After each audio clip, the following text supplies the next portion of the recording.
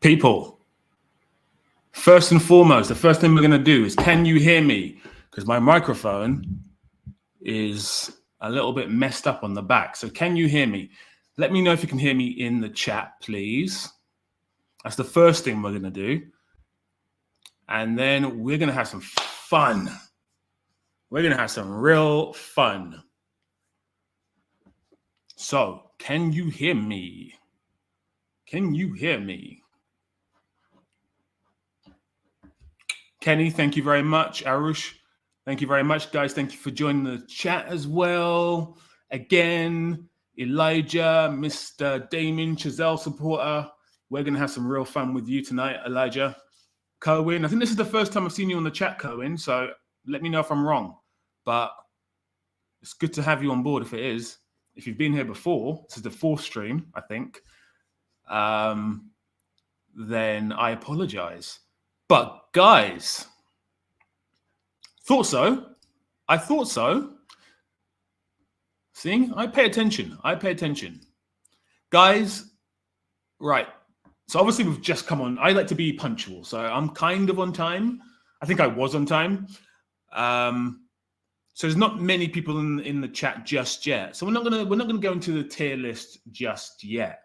But what we are gonna do first and foremost is, as you can see down here, there's room for one more. We've got 30 to get through, but there's room for one more. And if there's like a cohesive vote for a film, we will add it in.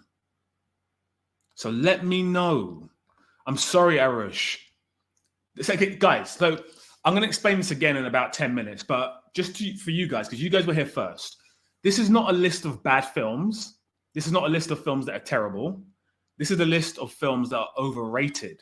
So it doesn't mean they're bad. It doesn't mean they're awful. It doesn't mean they're trash. Some of them are going to be trash, but majority of these films are very good.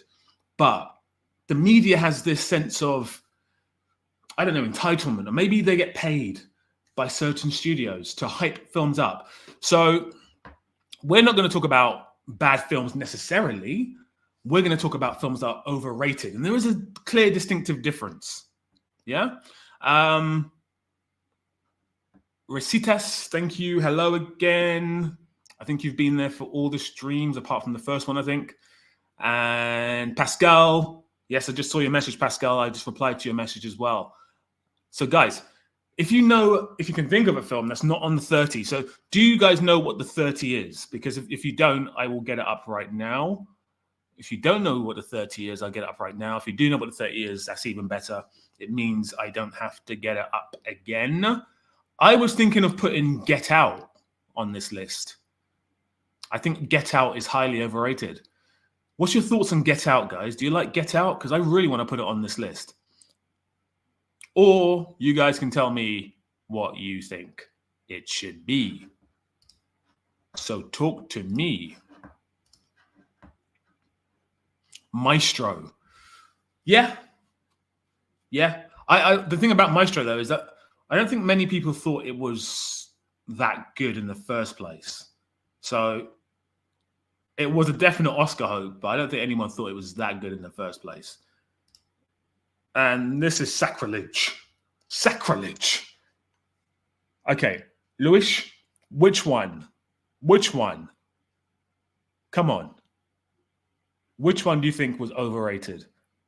I'll consider it. If you can tell me which one, I can't put all three, to tell me. Reservoir Dogs, Hey Dace. Okay, if anyone else agrees with that, then I'll put it in there. I don't agree with that, but I'll definitely put it in there if you guys think it should be in there. Get Out, totally. I'm sorry, Get Out. I'm sorry, Jordan Peele, but I don't think it's great. I think it's good. Kenny, yes. My God, that was 3 hours. Guys, I'm not doing 3 hours tonight. I might do, but we've only got 31 films. So I don't think we're going to do 3 hours tonight, but I wouldn't put it past us. Poor Things. Yeah. I liked Poor Things, but yeah. Scarface is on the list already. Seven is not on the list. Usual Suspects. Heat. Ooh, Heat. So, guys, if you've just joined the chat, I've asked you, and I'm going to put it back on the screen again. There's space in the list of films. You can see it in the description on the video. So have a quick look, but let me know if a film is missing that you think should be on this list. And then I'm going to add it in. In roughly 5 minutes, we're going to begin the tier list. Now, on the tier list, it doesn't mean the film is bad. It just means it's overrated. There may be some bad films on the list, in your opinion, but let's get it straight. I'm not saying the films are bad. Also, I've just picked out a bunch of films that I think could be considered to be overrated. It's not that I think they're overrated. So I am going to argue, along with you guys, we're going to go through each film one by one. It's going to be a bit more structured than we did the other night. The other night was all over the place because it's the first time I did a tier list. But today we're going to have a structured system where we're going to go through each film one by one and put them into the correct tiers. So if you know of a film that you think is overrated, there's been a few people who have said a few films, but I want to see if there's a collective. I think The Matrix has been mentioned twice, and so's Heat. Ooh, Braveheart. See, I think Braveheart is one of these films that at the time it came out, it was huge, and for 10, 15 years, it was definitely overrated. But I don't think many people talk about Braveheart nowadays. So I think it's had its time. So we're going to leave that one out. But I do like Lewis is being very naughty. I mean, I think Fellowship is a masterpiece, but do you guys agree with this? Lord of the Rings? Black Swan is on the list, I think. Black Swan is definitely on the list. Why am I yellow? Anyway, Black Swan is on the list. Lord of the Rings has been mentioned at least twice. It has. I'm getting a bit worried. Interstellar is on the list as well. And so is Black Swan, as I said before. Okay, so guys, Heat, Lord of the Rings, The Fellowship of the Ring, and also The Matrix. Heat, The Matrix, Fellowship of the Ring seem to be the most shouted out. I don't agree with those choices. I think they're bizarre, but guys, I'm here for you. Dark Knight is on. Dark Knight's on the list. Poor Things has been mentioned like 3 times now. Oh my God, Vladimir. First of all, thank you, Vladimir, for watching the last stream. But oh my God, Sunset Boulevard. You've come for Sunset Boulevard. Oh. Listen, I'm here for you guys. This last vote is for you guys. So whatever you say, I'm going to put in. I don't agree with Sunset Boulevard, but whatever you guys think, if you collectively come to a film, I will definitely 100% put it in, and then we'll argue it. So far, Heat, Sunset Boulevard, although only one person said that, Lord of the Rings, Fellowship of the Rings, and there was one more, Poor Things, and I think I'm missing one more film. So I think there's 4 films. So I think we should stick to those 4 films. And then we'll stick that film in. And then in approximately 1 to 2 minutes, we are going to get this tier list on the screen. And I'm going to talk about the rules.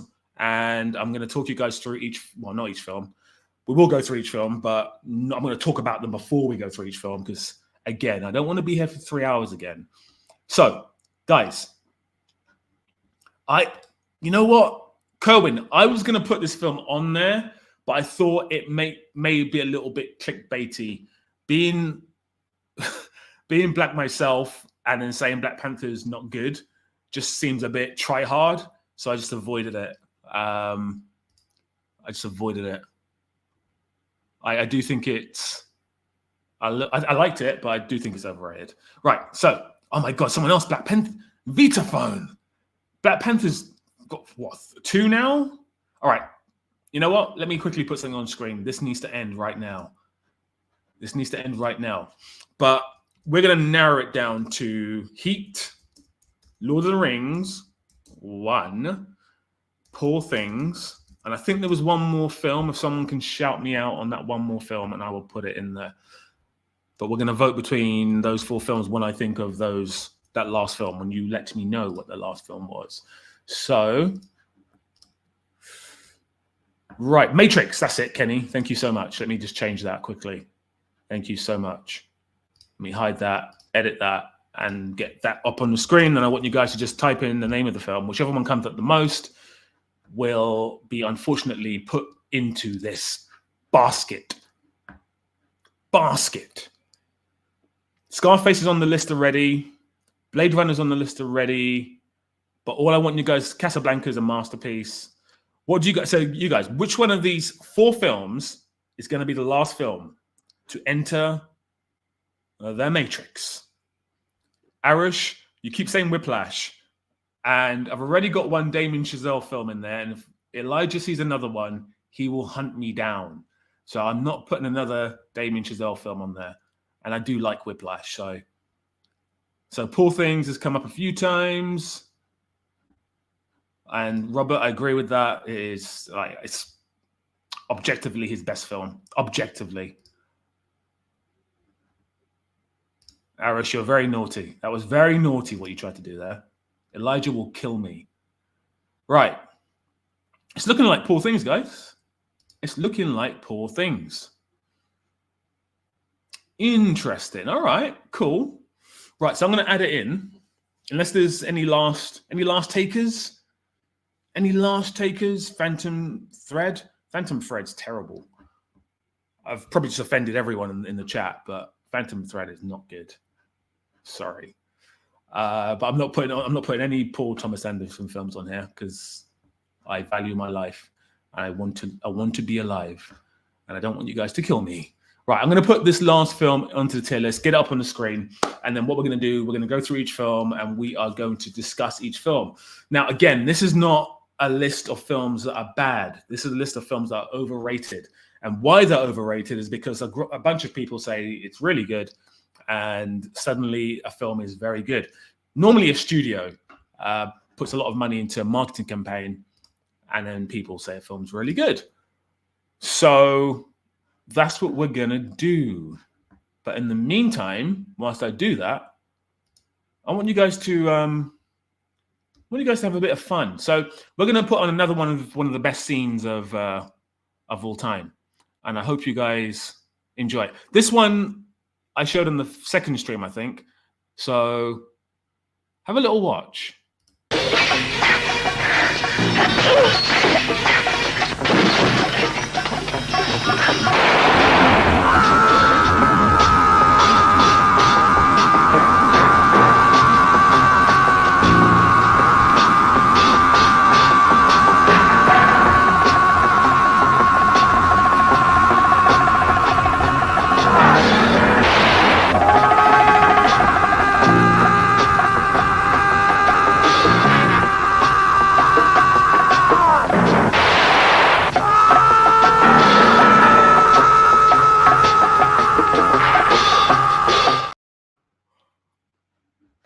Amazing.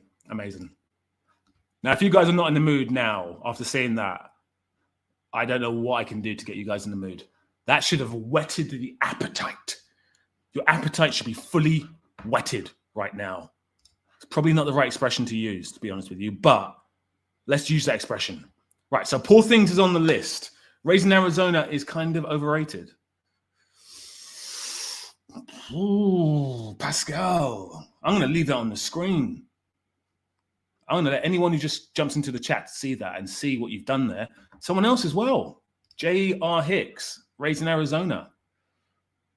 Oh, Lord. Underrated. Yeah, I agree. The screen. That is true. That is true. Okay, should we do this? Let's do this. Because I don't want to do another 5-hour stream with you guys. I love you guys, but sleep is important. Right. So this is the tier list. As you can see, cinema is dying. Okay, so cinema and dying means that the film is the most overrated film out of every film. Yeah. Trash means it's trash. Yup, not good. Means it's okay.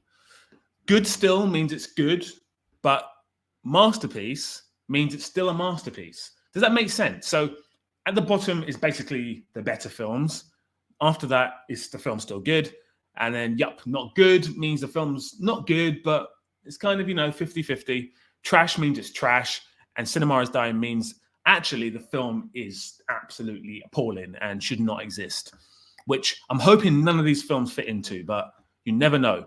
And then what we're also going to do, and I'm going to put this on screen in the chat, is I'm going to do a little poll because I've worked out how to do a little poll. So that is now going to be the top message. I think I'm doing this. Nope, not doing it right. There we go. All right. So there should now in the chat be a poll for you guys. And if you click on that little link, you can actually vote for the first film, which is 1917.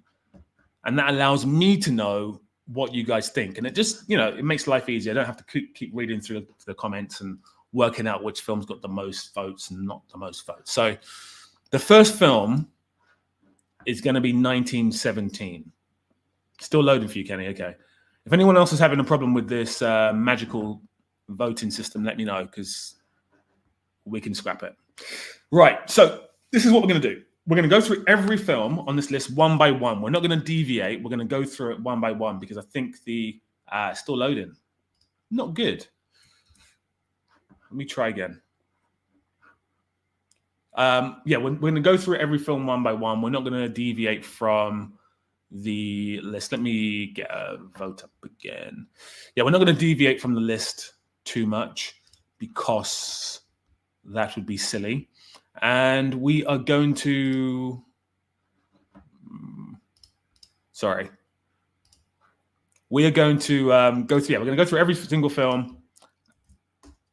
I've just changed it, Vita phone. Sorry. So now that is the link. That is a new link. I'm hoping this one works even better than the last one. But yeah, we're going to go through every single film one by one. So as you can see on the list, we have...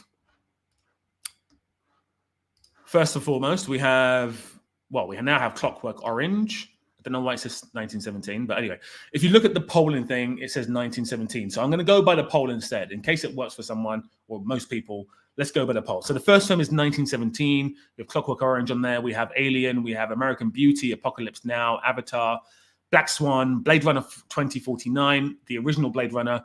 We also have Dune 2. We have Empire Strikes Back, which is going to be controversial. Endgame, Forrest Gump, Interstellar, Joker, starring Joaquin Phoenix, La La Land, Logan, Man of Steel, Oppenheimer, Parasite, which is going to cause some ruckus, Scarface, Shawshank Redemption, Spider-Man Into the Spider-Verse, I think, the first one. We have No Way Home, Spider-Man, Terminator 1, The Dark Knight, Green Mile, Shining, Sixth Sense, and this last one, I do not know what it is. I think it's Poor Things. Yes, it's Poor Things. No, it's not. It's not Poor Things. Anyway, so that's what we're going to do. We're going to start off with 1917, and we are going to talk about why it's good and why it's bad. And first and foremost, let me just say that 1917 as a technical piece of work is fantastic. As a technical piece of work, it's a masterpiece. Sam Mendes directing, who's a brilliant British director. Wonderful DOP, Roger Deakins, who's also British. The film is a British film in essence. It's English people fighting in World War I. And if you watch it at the cinema, if you watch it on a first glance, you're like, wow, how have they done this? This is magnificent. And you watch it a second time, you're like, why didn't they just shoot this normally? And I think that's the one thing going against the film is that if it was shot normally, would it be as good as it is in a one take, or it's not even a one take. There's loads of different stitches, but it's still a one take film, which is the gimmick. And it's a good gimmick, but it's a gimmick. The film is a gimmick. So does the film stand up for you guys as a dramatic piece of work? Does it stand together? Do you think if it was shot with just separate shots, it would be as good? I think it would be awful if it was shot as separate shots. You know, you standard wide, standard medium, standard close up, over the shoulder, blah, blah, blah. Do you think it would be as good? I don't think so. So let me... What is going on there? Yeah, so in the comments and also in the vote, if you've just joined the chat, there's a poll. There's a live poll going on for 1917. So do you think that, dramatically speaking, 1917 would be as good? And that's all I want to know. I don't want to know if you think the film is good. I think we have to deconstruct the film. Now, I've said the good points about the film. It's beautifully shot, well directed. There's some good acting as well.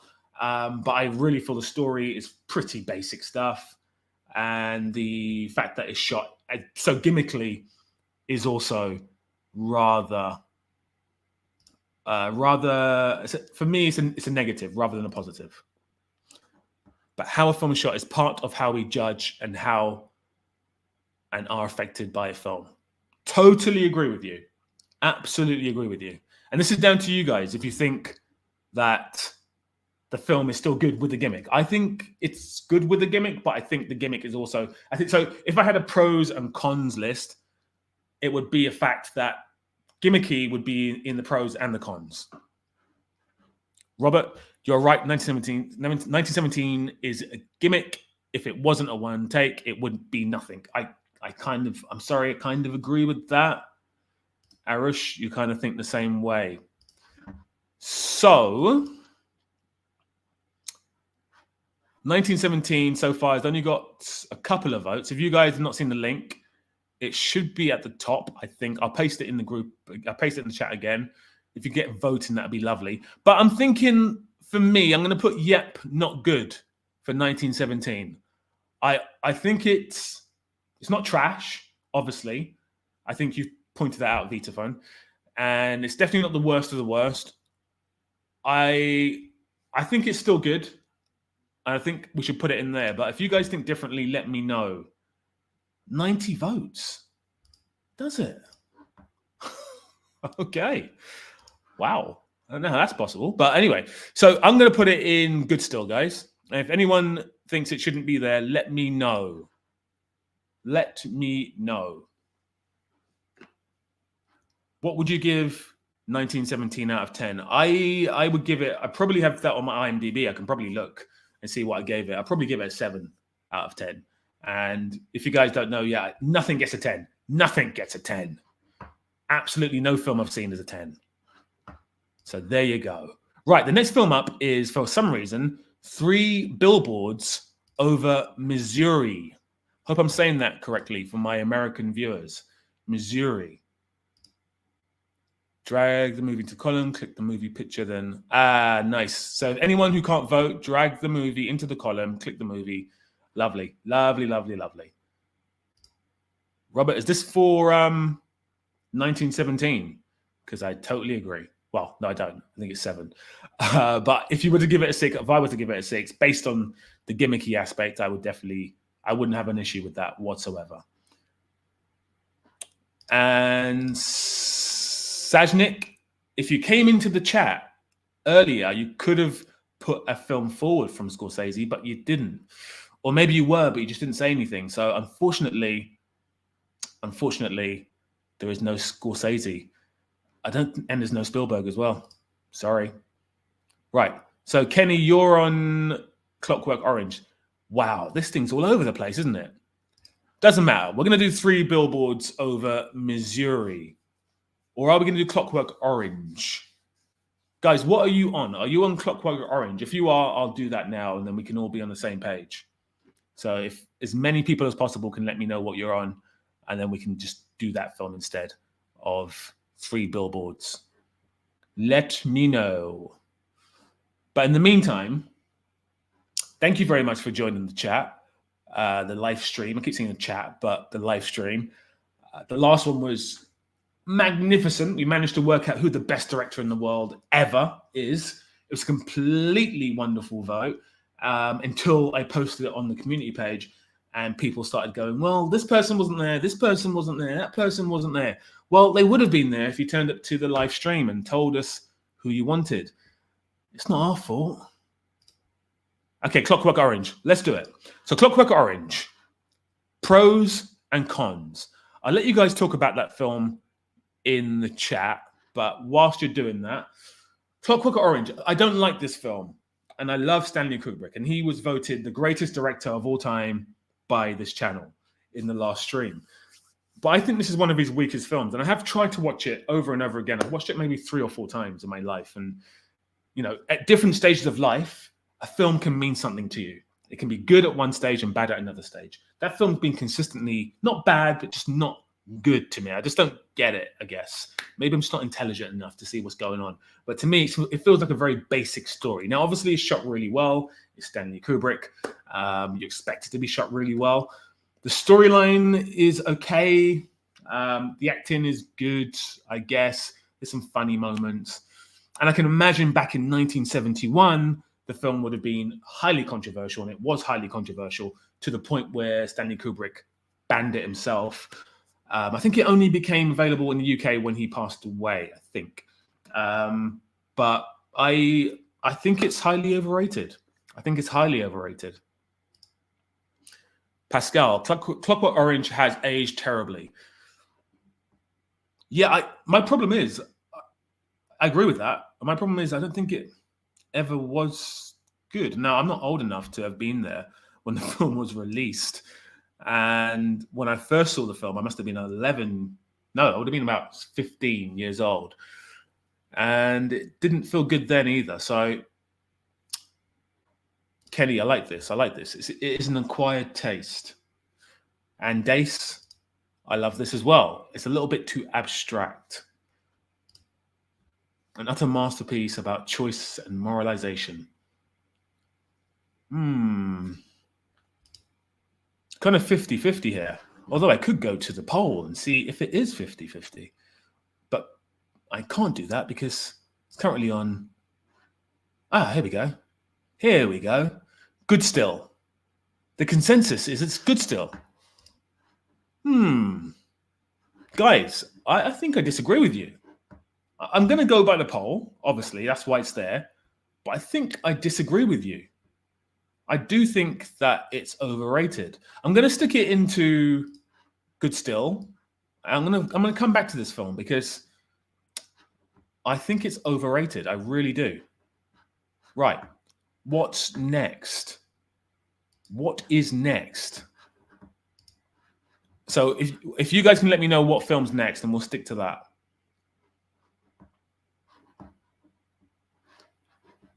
Let me know in the chat what film comes up next. On my screen, it is Alien, but let me know. Alien. I think we're on the same page. Although Kenny, you're saying it's American Beauty. I'm gonna do Alien because most people are saying Alien. Okay, so I think this is the first one where we could get into a fight. This could be the first one. Take Parasite just to get it out. No, not Aliens. Alien. This is the Ridley Scott film in 1979. This is what kicked off the whole franchise, if we can call it a franchise at this stage. I think it's just a cash cow, really, and it's not cashing. It's not cashing. It's a cow that's not cashing. Alien, the first film, is brilliant. It's brilliant from a technical standpoint, from an acting standpoint, from the fact that it really invented, on a mainstream level, the first female action lead on a massive level. Obviously, there's loads of films before that, but on a massive level, kind of started something that unfortunately hasn't really taken off, if I'm being honest with you. But there's been a few films over the year that, like, you know, we've got the new film coming out by George Miller, Furioso. So, you know, everything kind of falls in the narrative of Alien. So I think it's a really important film. I think it's well shot, beautifully executed, great script. I think it's great. So cons for me, I can't think of any cons. I honestly can't. I want to be controversial and say something bad, but taking into account, guys, this is not my favorite Aliens film. Aliens, I prefer James Cameron's take on it, but I can't say anything wrong with it. It's really, really good, and I think it should remain a masterpiece. But what are you guys thinking? People are thinking we've got 50-50 here, good still and masterpiece. What are we thinking, guys? Can we tip it over the edge? We need to go one way or the other. Tip it over the edge. If you've just joined the chat, you can vote for the film that is up next. So jump on. If you can't see, I think it's pinned at the top. Someone let me know if it's pinned at the top because I can't actually see. The link is in the chat, and you can vote for which film you think is good. Arush, yeah. Oh, okay, good still. The jump scare in the vent was a tiny. I mean, I you know what? In the cinema back in 1979, it's the first time we see aliens attacking humans on that level, and it was kind of the Jaws effect, where the aliens hardly seen in the film. So it would have been huge in the cinema back then, but now not so much. It's not pinned to the top. Okay, well, let me put it in there again. There we go. So yeah, if you just join the chat, you can vote for the films. You just look at what I just posted in the chat there. I don't know how to pin it to the top because I'm not. It's my fourth stream. I'm learning everything on the fly. But yeah, maybe I can. No, I can't even do that. Can I? I can't even put it as a thing here. Doesn't matter. Guys, also hit the like button and subscribe, please. I would love that. Takes a second. Isa, masterpiece. Totally agree. Anyone else got any comments about Alien? Because I'm going to put it in masterpiece. I think I'm going to look at the vote first, but I'm hoping you guys have voted for masterpiece. The first sci-fi horror film took what Carpenter did with The Final Girl and cemented it as a staple of horror. Masterfully shot and paced. Totally agree. Alien was made in 1979. Considering that, it's still good. Totally agree, guys. Totally agree. Right, let me have a little look and see what you guys have voted for Alien. Ooh, good still. Guys, this is your tier list. So if you want it in good still, that's where it's at. I don't agree with you, but that's where it's at. So I guess we're moving on to the next one, which is American Beauty. American Beauty. Kenny, I totally agree with you. I think out of all the films on this list, it's complete masterpiece. What are we doing here? We'll come back to it. We're going to come back to that. And Clockwork Orange, believe me. I actually got to see Alien on the big screen during the 40th anniversary celebration. And yeah, I don't remember feeling corny, dated during the viewing. Yeah, I think it's brilliant.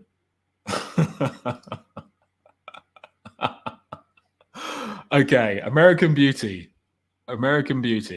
Everyone's saying masterpiece now, but the poll says something different about Alien. But American Beauty. All right, back to Sam Mendes. Sam Mendes has 2 films on this list. I'm not a huge Sam Mendes fan. I think he's overrated. By that, I mean he's got like maybe 3 great films, and everything else is kind of middle of the road. There's the Jake Gyllenhaal film, which I can't remember the name of the film, which I remember going to the cinema to see that. And I remember just thinking, what is this film? This is absolutely boring. Let me know what that film is, you guys. The one with Jake Gyllenhaal and he's in the army. He's got Jamie Foxx, one of Jamie Foxx's films that he did after Any Given Sunday. And it was just so boring. Anyway, American Beauty. I had the pleasure of seeing this film again maybe 2-3 years ago because I hadn't seen it since it first came out. And the film is very good. The film is very, very good. The acting is tremendous. The dark comedy is brilliant. There's some really dated, I feel, homosexual undertones in the film. Really, really dated homosexual, homophobic tones in the film that let the film down a little bit, I feel.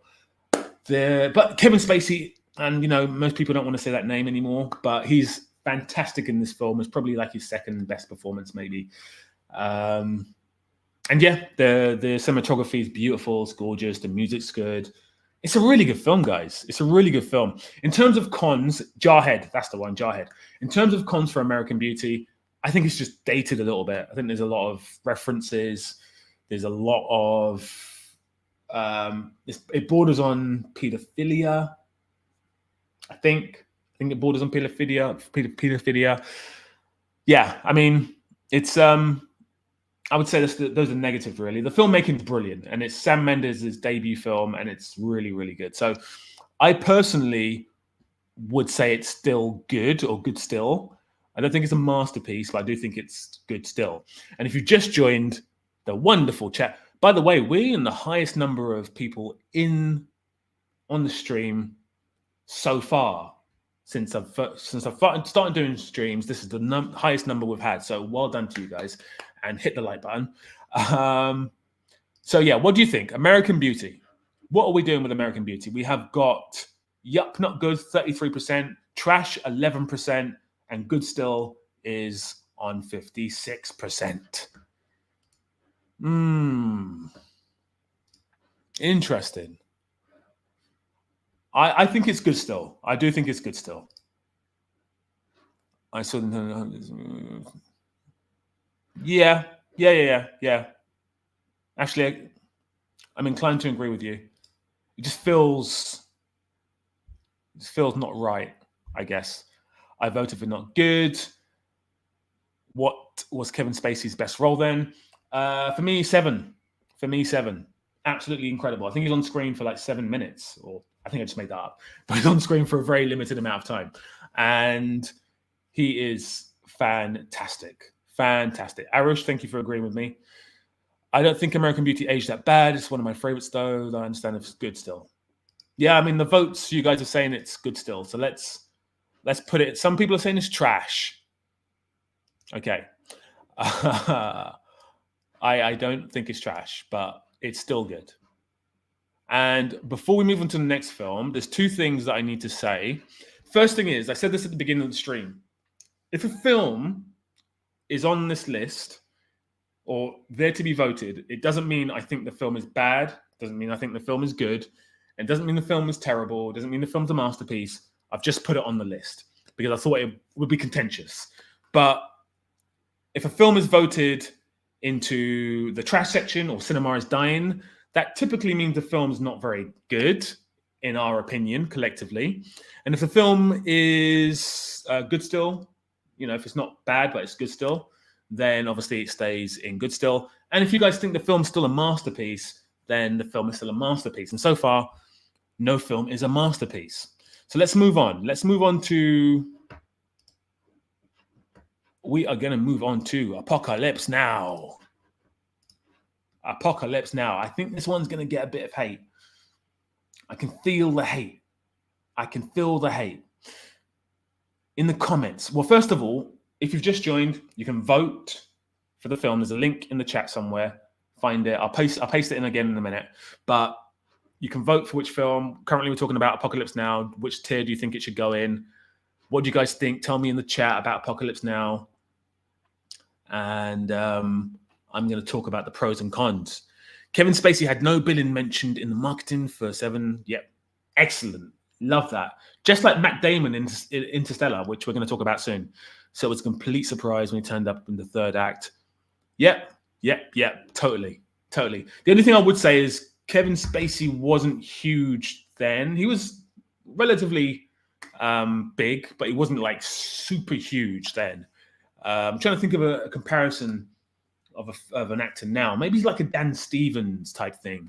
Like he was known, but he wasn't huge kind of thing. And that film just pushed him into the stratosphere. Brilliant film. Right. So, Apocalypse Now. Shall we do this? I like this. Man, I don't know about Apocalypse Now, but Marlon Brando is crazy. He was. So I've done a video essay on my channel about this film and about how it was made. And there's a whole documentary called Hearts of Darkness, which is like a really brilliant documentary made by Francis Ford Coppola's wife. And it just goes through the ordeals that he went through to make this film. And considering all the ordeals he went through, like second the lead actor after I think it was like 3 weeks or something, he sacked Harvey Keitel, and then he put Martin Sheen in the role. Martin Sheen had a heart attack on set because he was drinking and doing drugs too much, because Coppola gave him that to get him prepared for the role. Dennis Hopper was requesting acid on set and was given it on set. Marlon Brando was given the role. He only had to come on set for like 3 days, got paid loads of money, but he turned up overweight. And I think he came with a shaved head because that was how he saw the character. And he didn't know his lines. And there was a storm that destroyed the set. So they had to start all over again. There were so many problems with this film. In fact, Francis Ford Coppola had a nervous breakdown on set. So considering all these things happened, considering there was no finished script when they were shooting, and considering it was kind of written as they went along and pieced together in the edit, the film is brilliant. The film is brilliant. Like it's one of the last great raw American films. Probably the last film that's been shot like that ever. It's an absolute miracle of a film. Absolute miracle of a film. For me, so far, of all the films I've mentioned, it's the best film. And in terms of negatives, yeah, there's loads. I would say there's loads of negatives. I'm going to be completely fair here. There's loads of negatives. It's kind of incoherent because, the things I just said. It's very choppy. There's a whole plot line that just gets missed out. There is Marlon Brando, who either thinks I'm doing something brilliant in the film or doing something awful in the film. Martin Sheen is good. He's very good, but he's quite weak. And I think that works for the film, but he's not great. They have a lot of moments of nothing in the film as well. It's just very incoherent, but it's still a masterpiece, despite its flaws. So what do you guys think? And if you just joined, you can jump on to the poll, the live poll that's taking place, which I've just pasted into the chat. Apocalypse Now is cinema. Totally agree. I've never seen it in the cinema, but it's one of the reasons why I love film. It's possibly the last great American epic. Plenty of raw films. Well, yeah, but Vita, when I say raw, there's loads of raw films. Loads of raw films. If you look at that time traveling film that's shot in black and white, which I can't remember the name of, that's a very raw film. So yeah, I agree. There's loads of raw films, but in terms of the scope, in terms of letting a director, because he came off the back of the Godfather's films, a conversation as well. He was the biggest director in the world. Well, maybe the second biggest director in the world. He could do anything he wanted to do. And they let him go out to the middle of nowhere. I think he didn't go to Vietnam. I think he went to Indonesia. Can't remember. But they let him go out there with just do what he wants to a degree. So that's what I mean. No film has really had that level of thing go on since. So Pascal, Apocalypse Now is a cinematic masterpiece. Yes, it is. Yes, it totally is. I want to know what you guys are saying. You think it's a masterpiece? It's the first masterpiece. So either you guys think it's a masterpiece or I argued its case really well. And I'd like to think it's the second thing, because otherwise, what am I doing here? Right, next film is Avatar, which has been voted for already. Yup, not good. Let me just talk about it first. Let me just talk about this film first. That's the one, Kenny. Primer. That's the one. I didn't like it, but it's a very raw film. And Elijah, are we looking at total votes or average rating? So on the voting, I want to share the screen with you. I might share the screen with you, and I'll show you how it looks. Let me try and do that now. I'll show you how it looks, just so you guys get an idea of how this is going. I think that's the one. So that is how it looks. So I can see which films should be in what. I can probably even keep this up. In fact, I won't keep this up because you can't see which film's in which. But yeah, that's kind of how it works. So we're now going to talk about the wonderful film Avatar. And you guys have voted for it already. You've put it as not good. But let me argue its case first. Let me argue its case. Okay? Let me do this. Right. So, Avatar. What's good about it? Well, first and foremost, in terms of leading up to Avatar, there was loads of 3D films, and post Avatar, there was even more. The reason why there was more afterwards is because Avatar nailed it. Like 3D was around in the 50s, I think, and 60s, and it kind of went out of fashion because it's the 50s and 60s, and it wasn't very good. But I think leading up to Avatar, technology got better. And then Avatar nailed it. And no film has, and probably maybe no film in the near future is going to nail it as well as Avatar did. It's brilliant. It's a visual treat. It's a visual treat. So that's the pro. That's the only pro. The cons are it's cheesy, it's poorly acted, the story is terrible, the story's been repurposed from other films, the music is average. Has it aged well? Yeah, I guess so. It's aged well, but there's a lot not going for it. There's a lot not going for it. So, if it was me, I would be putting this film in trash. Arish, I have to do it. I have to. I have to put it in trash. I have to. You guys have to put it in trash. Come on. I've long enjoyed vehemently claiming Avatar is super mid. However, I think it's due to a rewatch, so I can refresh my opinion. The problem with Avatar is unless you see it at the cinema, it's not good. You can't watch it at home. You simply can't watch it at home. You can't do it. Avatar is trash. Prove me wrong. I can't. I simply can't. You guys have not. Oh, Cinema is Dying. This is the first film that has got a few votes for Cinema is Dying. Well, it's got one vote for Cinema is Dying. No one's put it in trash. Guys, if you've put it in yup, not good. I know you can't change your votes now, but if you, in the comments, if you think this film should be in trash, just write in the comments trash, and I will put it in trash. If you think it should be not good, write that as well, and then I'll put it in not good. But I think it's trash, honestly. I think we're talking. I think someone mentioned it's very similar to 1917. Yeah, it's a gimmick, but unfortunately, the gimmick in this film is not enough to save it. With 1917, the acting's still good. Like the storyline is pleasant. Let's say it's pleasant. The cinematography is wonderful. The music's wonderful. I think 1917 is a way better film. So, yeah. Trash, not good. Anyone else? Trash, not good. So we got 2 not goods, 2 not trashes, 1 more, and I will... Elijah, I'm going to put what you just said on screen in a second. 1 more. Trash. Okay, it's going in trash. Unless someone can save it, it's going in trash. Someone going to save it. Whilst you guys try and save it, I want to put what you said on screen, Elijah, which is this. How can you actually critique the bad acting when we're not seeing their true faces half the time? Yes, I can, because I see Sigourney's face and she's not doing a great job. I see a great actor like Italian-American guy who's brilliant. He's in Ted. Someone help me out here. He's fantastic. He's also in Saving Private Ryan. Fantastic actor, but he's just phoning it in.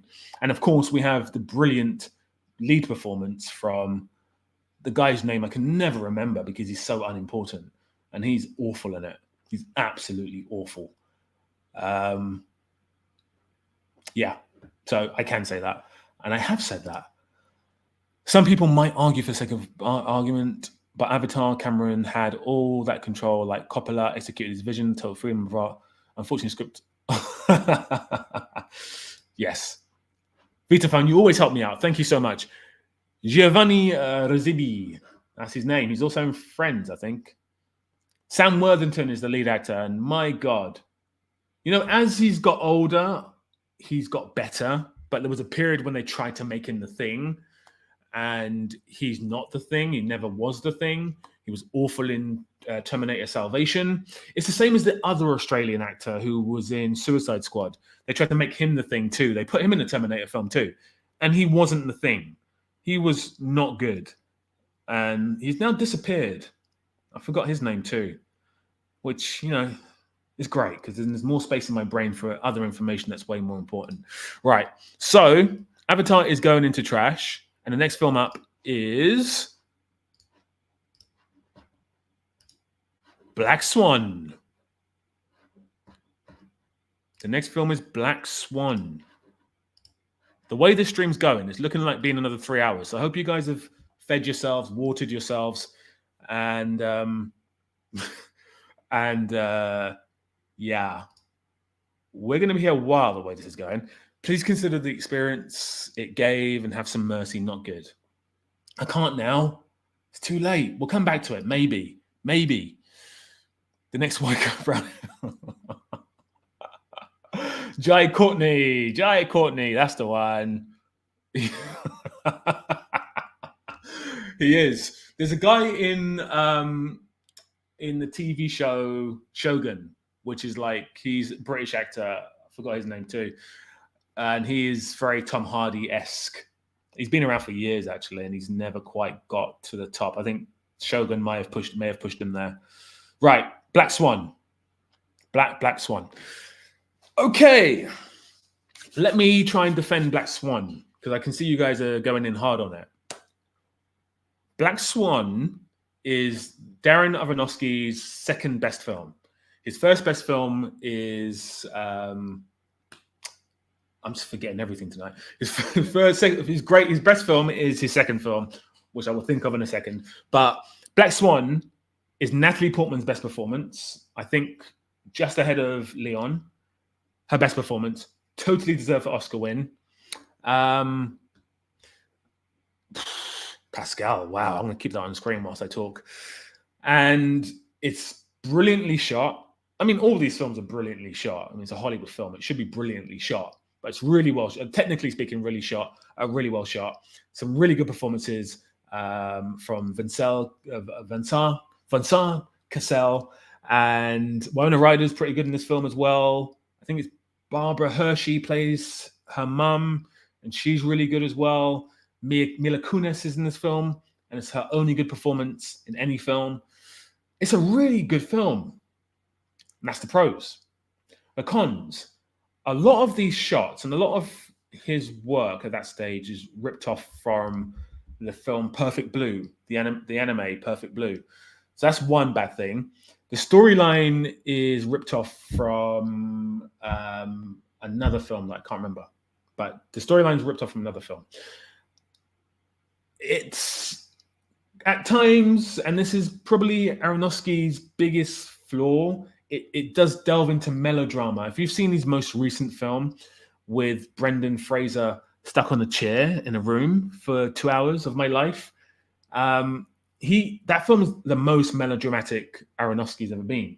But Mother is also melodramatic, and this film didn't need to be melodramatic. Black Swan didn't need to be. I think that's probably why it won the Oscars, but it's too melodramatic at times, and it didn't need to be, honestly. So anyway, what are you guys saying about it? Black Swan story is basically the extent of an artist can go, except that the acting, I don't find anything. Lisa, Black Swan is good, but the red shoes. Guys, if you've not seen Red Shoes, in the chat, tell me, just type in yes if you've seen Red Shoes. I need to know right now.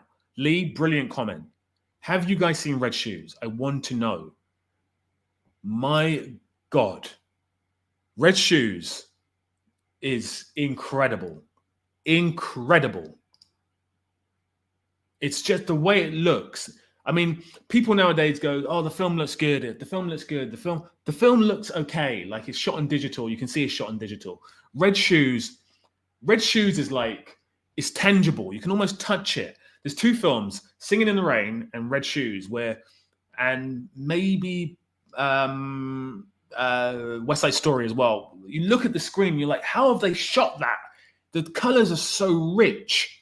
And I think they used a certain process to process the film. I can't remember what the process was. I think they shot it on green stock and then anyway. But Red Shoes looks stunning. Stunning. What a film. What a film. It is extraordinary. I always forget about it as well, but my God, what a fantastic film. All right, let's go back to Black Swan. And I think it's good still. I think it's good still.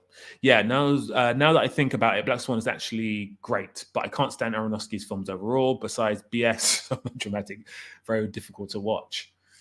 They are. Some of them are really difficult to watch. They are. He leans into melodrama way too much. Way too much. Vitaphone, room for Ari Aster's and any other art directors that came after. Yeah, totally. And this is the name of the film, The Whale, which is terrible. Absolutely terrible. Terrible film. Right, you guys have put yup, not good, good still, 45% apiece. You've left me in a predicament. 45% apiece. Pascal, why are you watching me right now? Turn me off and put on Red Shoes. Incredible film. Incredible film. My God, I want to turn you guys off and watch Red Shoes again. It's just like, oh, wow, that film. So, yeah, you've voted. If you've just joined the chat, I'm going to tell. I do agree, Sagnik, and Elijah's going to kill me. Sorry. Okay, so if you just join the stream and the chat, you can actually vote for the film that's on screen. The film right now is Black Swan. It's currently sitting on 50 good still. Yeah. So what we're going to do, we're going to move it on to good still. That's what we're going to do. Because I actually think it is good still. I'm going to move on to the next one, which is Blade Runner 2049. I'm just going to change this other screen as well, because I just realized I put the wrong screen up. But Blade Runner 2049, hit me up with your opinions on Blade Runner 2049, please, folks. Hit me up. Hit me up. Galaxy Moonlight. Good to see you again, my friend. Masterpiece.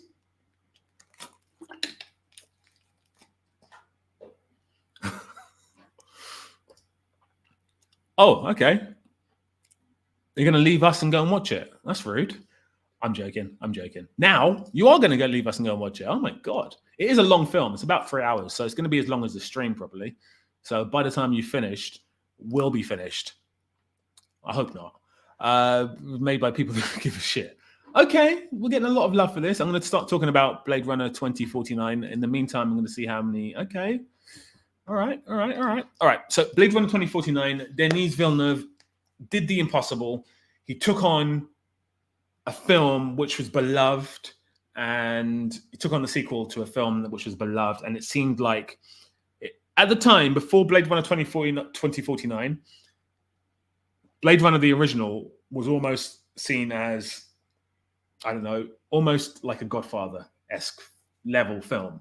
So the fact that he took it on is huge. In fact, I've got a better comparison. So we had the film The Shining, and then we had the sequel, which came out a couple of years back, which I can't remember the name of it. But that's a better comparison.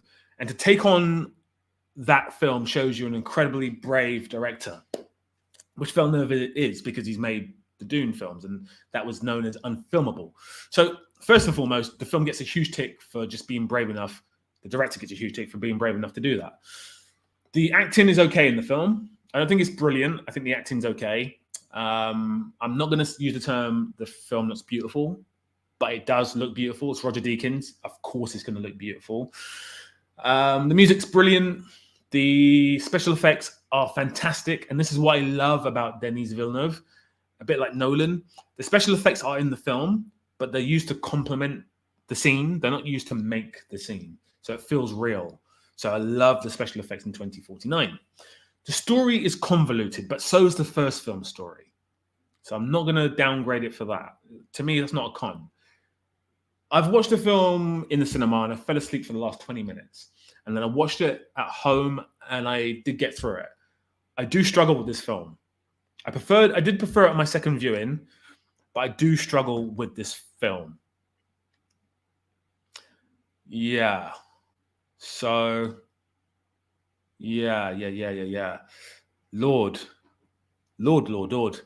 I struggle with this film, guys. Dr. Sleep, thank you, Vitaphone. You're always there. You're always there to catch me when I'm falling. It's like that scene in Superman, the Superman 1978, when he catches Lois and he goes, "I got you." And she goes, "But who's got you?" That's what you are, Vitaphone. You're my Superman. I'm like Lois Lane, or vice versa. Yeah, you're Superman. Bye, Pascal. Thank you so much for coming on. Enjoy Red Shoes. It's going to be fantastic. Let me know what you think as well. Hit me up. So yeah, with Blade Runner 2049, Dennis Best, in my humble opinion, took the inevitable task of making a legacy sequel to one of the most lauded films of all time, and it works as a companion piece that speaks with the OG and asks new questions. In fact, there's going to be a TV series starring Michelle Yeoh. So yeah, you guys really love your Blade Runner 2049. I'm not on that train, unfortunately. And I do say this, Denis Villeneuve is one of my favorite directors working right now. I'm not on that train. I actually prefer Arrival. I actually prefer Prisoners as well. But it seems like you guys have spoken. And apparently it's not a masterpiece, though. It's still good. So I'm going to put it in still good. I don't know why I did that for. It's still good. And next up is the original Blade Runner. The original Blade Runner is up next. So let's do it. I'm gonna go straight into this one, guys, because I'm not getting through this list quick enough. And I did promise this wasn't going to be a 3-hour stream. So let's talk about the original Blade Runner. Editing the film is just so amazing. Should have gotten. Yeah, it is. It's the editor is. It's not. I think it's Joe Wright. I believe it's Joe Wright or Joe something. Brilliant editor. He's worked on 12 Years a Slave. He's worked on a lot of Steve McQueen's films. I think he exclusively now does most of Denis Villeneuve's films. So he did Dune and Dune 2 as well. Brilliant editor. Also British. Right. Blade. We are doing Blade. If you just joined the stream, you can vote for the film that's currently being spoken about. And the film we're currently speaking about is Blade Runner. Right. Ridley Scott. We've spoke about him with Alien. I do believe this was his film after Alien. I do believe. I need to. If someone can fact check me on that. That'd be good. And this film is definitely a masterpiece. Now, that's not to say that it doesn't have its flaws. It does, but it's definitely a masterpiece. Now, what the film has going for it is Harrison Ford. I mean, he's just brilliant in this film. Just brilliant. It's got Sean Young. Fantastic. It's got the Dutch actor whose name I forgot. I had it there. But he's fantastic. The speech at the end when the rain's coming down. Amazing. One of the greatest monologues of all time. Daryl Hannah's in this film as well. Wonderful performance. Yeah, it's brilliant. Negatives. Now, this is a huge negative. There's many versions of this Blade Runner film. Many versions. I think there's maybe 6 versions. And each one is very different in terms of the way it's told, in terms of the ending, in terms of little moments that shape the whole narrative. And I feel like there's no definitive great Blade Runner film. Many people say it's the director's cut, I think, which it could be. But the fact that there's so many iterations of the film is a bit of a problem. Is a bit of a problem for me. But you guys have said it's a masterpiece. I honestly can't disagree with you. I think it stood the test of time. I think if you look at the special effects, then you can tell they're special effects, but they're not awful. It's not like Jaws when you see that mechanical shark and you're like, that's just a mechanical shark, bro. Like, it looks good still. So I'm going to put it's the second film to go in masterpiece, which leaves this film. I cannot wait to do this one. Dune 2. So we've gone on this. We've praised Denis Villeneuve recently in the past 5 minutes. We've praised his balls that are taken on unimaginable task, and we've also spoken about the wonderful editing of Dune 2, and I just praised the editor. We have talked about films, wonderful music. So this is another film with wonderful music, guys. Oh my god, I'm getting a few of these. Wow. Okay. All right. Let me talk about Dune 2. Okay. So I absolutely adore Dune 1. Absolutely adore it. I saw it at an IMAX, and I remember seeing it with an ex-girlfriend, and she wasn't really into sci-fi. So we sat there and we watched this film, and I kept looking over at her, and she'd be fidgety, and I'd be like, she's not really enjoying this, is she? But I didn't care because I was just immersed in this just world, and I didn't care about the story. It's one of the only films where I just like, I don't care about the story. I just want to stay in this world. It's just beautiful. And the fact they kept hinting at Zendaya's character, or Zendaya's character, and had this flashbacks, flash forwards. I was so intrigued. I was just taken by the whole thing. I was like, I cannot wait for Dune 2. And I have a full-time job, so I knew I had to go and watch the film when it first came out. So I had to get a midnight screening of the film when it first came out because I had work the next day and I wanted to see it straight away. So I saw the film at 12:30 in the morning, and obviously it's a 3-hour film. So I got home about 4 a.m. and this film disappointed me so much. It disappointed me so much. It felt rushed. It felt loud. It felt like things were happening just out of the blue. The wrestler who I friggin' hate this guy so much. He's actually pretty good in Blade Runner, but I don't like him. He's awful. And he's going around shouting a lot in this film, just shouting his head off. The Swedish actor who Skarsgård, Mr. Skarsgård, I want to call Stellan Skarsgård. His character in the first film is Baron whatever. It's just brilliant. So wonderful and elusive. And the second film, the way, if you've not seen it, this is a spoiler, the way he dies in the second film is just so nonplussed. It really is. It felt really poor. And guys, I didn't like this film. As you know, if you've seen my review, I didn't like it. I didn't dislike it. It's still got some really good elements about it. It's still beautiful. It's still, the worm riding scene is fantastic. The first half an hour or so is just excellent. Like that first moment when I don't know what they're called. I know but they're like scaling down the mountains, and it's like really silent. Brilliant. But it had its flaws. Had its really big flaws. Paul's writing and characterization is a mess, and when you don't actually know where your protagonist is a problem with your film. The book don't matter, nor the prior film. It's not a mystery. Totally agree. And it's one of the things I said in my review, which is the book. I haven't read the book.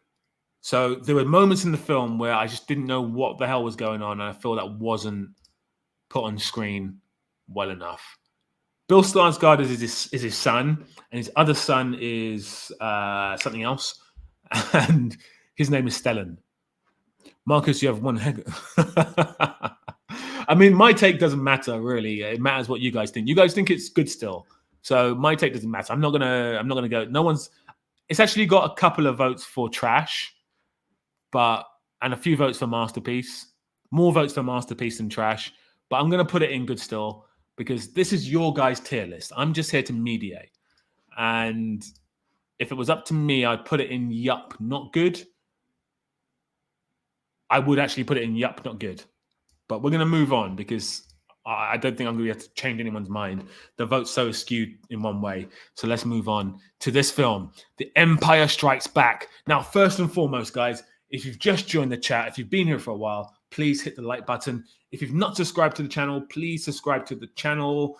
Hit the notification button so that when I post a video, you get notified. That would be fantastic. Where is The Room? The Room is not on this list. The Room is not on this list, but it might be one day. This is what's great with cinema. It hits differently for everyone. Totally agree. Totally agree. Absolutely agree. And I always say this, and I said this on the last stream as well. I don't want this to be an echo chamber where we're all saying the same thing. And there's a lot of channels. If you guys want to say the same thing with one person, there's loads of channels that get loads of views that all say the same thing. I don't want this to ever be like that. That's going to probably make my channel really successful if that happens. But I don't want that to be the case because that would bore me to death. To death. Confession time. I actually knew about Vader being so the experience was flawed, and so I didn't. Ooh. Okay. And before we move on, I do agree. Rebecca Ferguson, I think she's better in the first film. I wasn't really a big fan of hers until the first film. Timothy is good in the second half of Dune too. But anyway, moving on. Empire Strikes Back, guys. Empire Strikes Back. What? Okay, so I just want to point something out as well.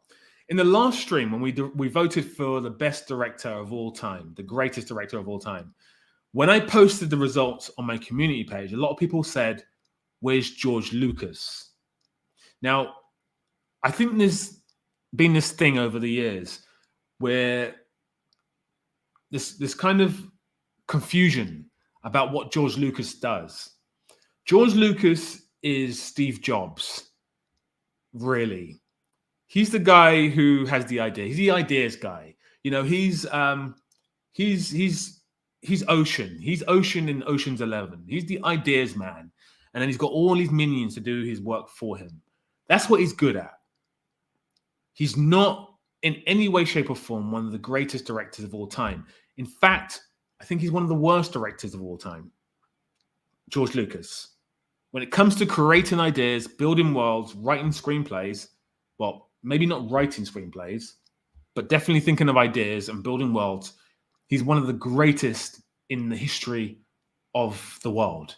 But when it comes to direction, not so much. And this film wasn't directed by him. It was directed by Mr. Kasdan. And I said Mr. Kasdan because I can't remember his first name, but I think it's Lawrence. Someone will help me out in the chat. And so Star Wars is a very good film, and I really enjoy it. But Empire Strikes Back is what Star Wars could have been. It is brilliant. It's dark. It's moody. It doesn't give a F. The acting is fantastic. The screenplay is nice and thinly just crushed and condensed because Lucas isn't directing it. The storyline is fantastic. The moment when Luke loses his arm is brilliant. He's given a robotic arm, which everyone copies now. Brilliant, brilliant, brilliant. I have nothing bad to say about Empire Strikes Back at all. I agree. I watched this film.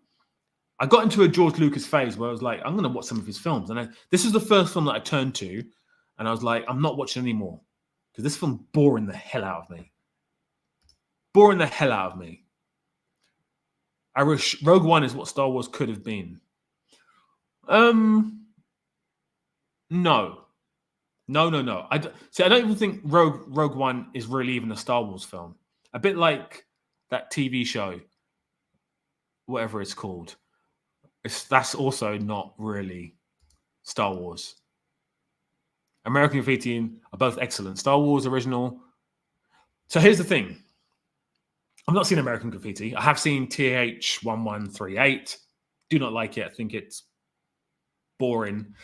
Star Wars, the original film. Now, I've seen many video essay and many opinion piece where he actually messed the film up, and it was saved by the studio. The studio came on set, and they got a ghost director to direct the rest of the film, and in the edit, someone else edited it. Don't know how true that is, but that is true. And the prequels are directed terribly. Terribly. The prequels are absolutely awful. Guys, don't let anyone fool you into thinking because these Disney Star Wars are so bad, the prequels are good. They're not. The prequels are also bad. I've seen them all. They're also bad. They're so bad. You look at them and they look like they were shot in the studio because they were shot in the studio. And, you know, most of these Star Wars films are shot in the studio. But it looks terrible. It's poorly acted. It's awful. It's awful. It's awful. Anyway, I think you guys have conclusively said that Empire Strikes Back should be in the masterpiece section. So we're going to put it in there. It's the third film in the masterpiece section. We have a film from 1979. Another film from 1982, I think, in Blade Runner. And another film from 1982 in Empire Strikes Back is 1980, I think. So 3 films on that list. Right. We're going to move on to the next one. Nobody hates Star Wars more than the... That's so true. That's so true. Okay. Next film up is going to be Endgame. Endgame. This one in the votes is very close. Very, very close. Endgame. And I'm going to say this again, guys. Please hit the like button if you just joined the stream. In the chat, I've consistently posted a link where you can vote for these films. And as we come to them, we are going to talk about them, pros and cons. Now, so far, I think I've been pretty balanced. If you guys don't think I've been balanced, let me know. Maybe I need to ease off some films. But I think I've been pretty balanced. Even with films that I don't particularly think are great, I've gone with the vote. So this one's interesting.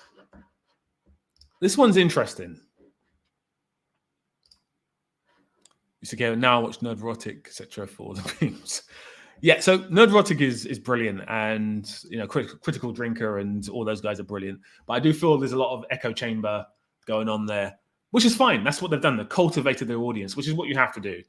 But there's times when they're just complaining for the sake of complaining, and you think to yourself, do you guys like anything? Because they don't seem to like anything. There's occasionally, I think Critical Drinker is really good at coming up with video essays or videos where he praises films. But I think the other guys typically just hate a lot of stuff, which I honestly, if my channel was just about hating stuff, I would just stop doing YouTube. Probably get rich, but I would be morally bankrupt. Even though my channel called Cinema is Dying, that's more of a statement than a fact. But anyway, back to Endgame.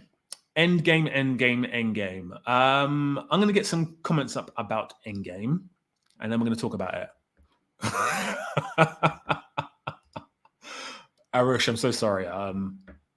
You might be about to leave the chat. Endgame is perfect if you're a fan of MCU. If you love cinema, your worst nightmare. Just ask Martin Scorsese. If Endgame is essential movie on its own, but hands down, best. Oh wow, Joshua. Also, where are you from? I'm gonna guess you're from America. The surname is misleading, but I think you might be from America.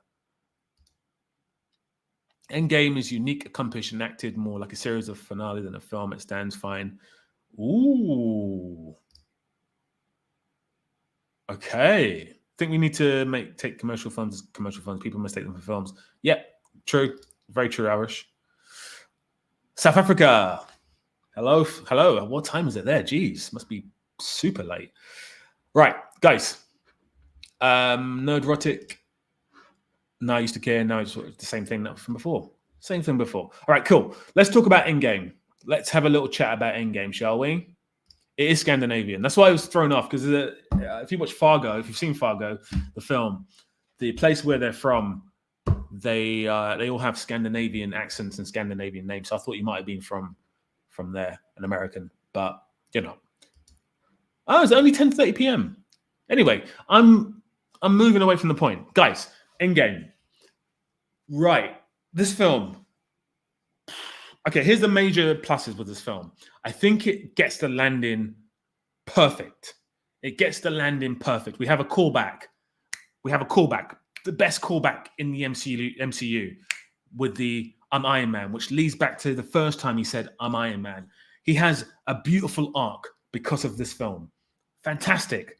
Thanos. One of the funniest lines in cinema history was Black Widow, not Black Widow, Scarlet Witch. She comes out of the portal. Did she come out the portal? Did she die? Yes, she does. She comes out the portal and she goes to Thanos. You took everything away from me. And he just coldly says, I don't even know who you are. Just hilarious. I love that line. Captain America, Avengers, ensemble. Brilliant. Now that's a callback again. I can keep doing this all night. Gets up and does that. A line from the first film. So many, like, it weaves everything together. In fact, I would say Endgame should have been the end of, just the end of all Marvel films. It should have ended it.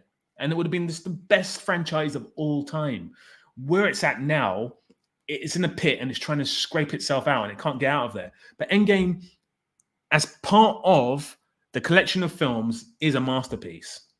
The cons are time travel. Guys, that's lazy.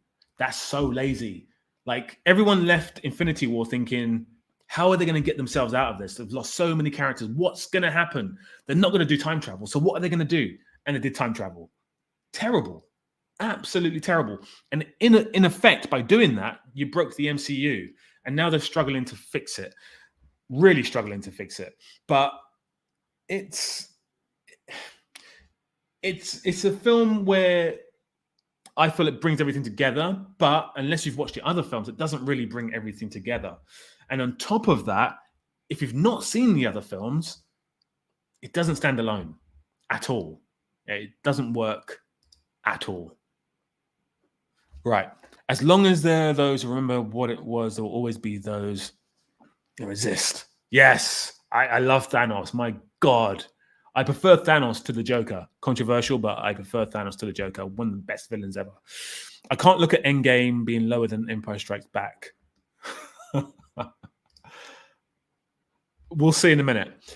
Disagree. Downey's arc was coming to grips with being Tony, a human.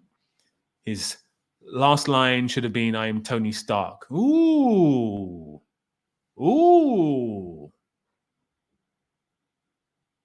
Yeah. That's the first time I've heard that. Kind of agree with you. The Big Lebowski joke. What was that joke? Was it the dude? It was Thor looked like Big Lebowski, didn't he? I think that was the joke. Cinema experience builds a lot. I think it's a good movie even without being that. After Endgame, the studio be like, but money. Yeah, I totally agree. Absolutely, totally agree. However, much to Arish, you're going to get pissed off with this, but the votes suggest that, unfortunately, this film is only good still. I'm so sorry. That's what the votes are saying. Right, let's bump through. Sorry, Arish. I'm going to bump to the next film now because I don't want to do a 3-hour stream. And we're only halfway through the list. Right. Yes. Agreed. Right. Next film up is Forrest Gump. Forrest Gump. So, guys, so far, Arush, I'm sorry, man. You guys voted for it. It's not me. It's them. They, you know, I mean, I don't think it's a masterpiece either, but I'm not voting. So, Infinity War's a masterpiece. I will fight that film all day long. Right. So far, we have 3 films still in masterpiece. We have a lot of films in good still. We have 1 film in trash, which is Avatar, because I put it there. And then I let you guys kind of push it over the edge. We have no films in yup, not good, and we have no films in cinema is dying. And I want a film in cinema is dying. So let's do this. Forrest Gump. Next up, Forrest Gump. What are we thinking about Forrest Gump? Forrest Gump. Sagnick. Oh, shots fired straight away. Straight away, shots fired. Come on, guys. Forrest Gump. When I put this film, so yesterday I said I might do a live stream and I'm going to do Back to the Future versus Forrest Gump. I think it'd be quite cool because we have Robert Zemeckis versus Robert Zemeckis. So I thought that'd be a really cool thing to talk about. But then I thought, no, why not put that film Forrest Gump? Because everyone's so vocal that Forrest Gump was terrible. That is the reason why I decided to do this tier list. So Forrest Gump is actually the reason I decided to do this tier list. So what are we thinking about it? One person said it's overacted, a true American classic. The director has a cool first name too. He does, but I think people call him Bob Zemeckis. So Robert, do people call you Bob as well? Any other thoughts about Forrest Gump before I go into the pros and cons? It's hard to hate on. It is. Honestly, it is. He's absolutely woeful in Elvis. But I just like Tom Hanks. And I like his son as well. His son's pretty funny. Chet. I actually like his son. They do not, but they should. Forrest Gump made me so emotional. Love the message. So positive. It's beautiful. Wow. Okay. People are coming out to defend it. Okay, cool. Let me do this. All right. So Forrest Gump is Robert Zemeckis' most successful film. I'm not sure if it's his most financially successful film. It might be, adjusted for inflation. But in terms of awards, by far, it probably was the last great film by him, by those standards. Tom Hanks is brilliant in this film. Before this film, he was on a bit of he was a comedic actor in the 80s, if you don't know. A lot of comedy, Splash, Big, Turner and Hooch, loads of trash, loads of some good films and some trash. But he was a comedic actor primarily. And in the 90s, for whatever reason, he decided to shift and try and become more serious. So he done Philadelphia before this film. And I think there's one more, or maybe it was this film and then Forrest Gump, and then Saving Private Ryan, I think. But Tom Hanks, this was the first moment where people went, this guy can actually act. And he's actually really good in this film. There's some technical stuff in this film that is just incredible. And it is special effects, but like the feather floating, like that's just genius. Genius, guys. The feather floating is a special effects shot. Incredible. Putting him in various moments in history back then. I mean, if you look at it now, it isn't too good, but back then, like, wow. The message is wholly positive. Like he's just a nice guy who's just going across the world doing nice things. There's some silly things that happen in the film, like his girlfriend is just weird. It's very weird. And then she just dies. There's loads of melodrama in this film, which was a critique I had of another film earlier on, Black Swan. This film is melodrama turned up to 10. So it has a lot of flaws, but the positivity, the love, the filmmaking, the craft just shines a light on all of that. So you guys tell me what you think, because Forrest Gump is one of the best films ever made. I don't know. Don't know about that, but it's definitely really, really good. Gump is rubbish in my opinion. Gump is just a wonderful film. It's just wholesome. It's just a wholesome film. Apart from the fact she gets AIDS and dies. I find the critique of overacted is overrated. The story and director dictates the type of acting. If only good acting should be... Yeah. Tom Hanks has one of the best runs of any actor. Yes. So Tom Hanks had early 90s, Tom Hanks had an amazing run. I think he got nominated for every film he was in for like 4 films. And then after that, Soderbergh had an amazing run. So we had like 2 big runs in a row. Tom Hanks versus Tom Cruise in a runoff. No one's beating Tom Cruise. Come on. No one's beating Tom Cruise. I don't care. No one's beating Tom Cruise. I'm not going to say that. I think that word's been banned across many countries. So I'm not going to say it. But yeah, okay. So what do you guys think about Tom Hanks and Forrest Gump? You think it's good still? Not masterpiece, just good still. Wonderful. Next film's going to be very fun. Interstellar. Interstellar. What are we saying about Interstellar? Cruise and Hanks movie is. It would have been in like 1995. Now, movie stars are not opening films. They're not selling tickets. So now it wouldn't be. And they're both quite old as well. I mean, have you seen Tom Cruise lately? He looks super old. And Tom Hanks is like very old. Even though I think they're kind of similar ages, I think. But yeah, that would not be the case. Oh, we have the Vitaphone. Are you talking about Interstellar? Are you talking about Interstellar? So the next film up is Interstellar. What are we saying about Interstellar, people? Talk to me. Talk to me. What are we doing with this film? What are our thoughts? Before I talk about it, what are our thoughts on this film? Talk to me. Oh, wow. Yes. Yes.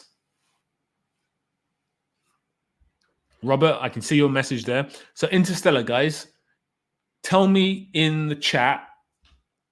I mean, you've told me in the votes already, but tell me in the chat what you think about Interstellar. Wow. I'm gonna break the rules for this film. I'm gonna tell you why in a minute. Something interesting has happened.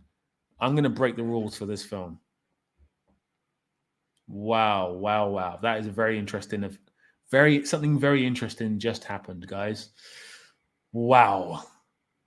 Okay, so let's talk about Interstellar. A film, dude. Interstellar is Nolan's best, but still not that good. It's not his best. Definitely not his best. I would say Inception or Memento are his best. Interstellar is a masterpiece. Interstellar and Ad Astra. I think Ad Astra is good. I don't think it's great. Interstellar is one of my favorites from Nolan because I feel like he absolutely nails the human element. Do you know what? Do you know why that is, Elijah? It's because, and let me talk about Interstellar. So Interstellar started off as a Steven Spielberg project, which is why it has heart.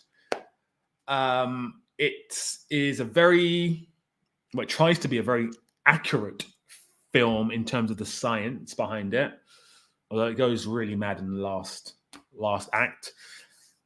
It's very long.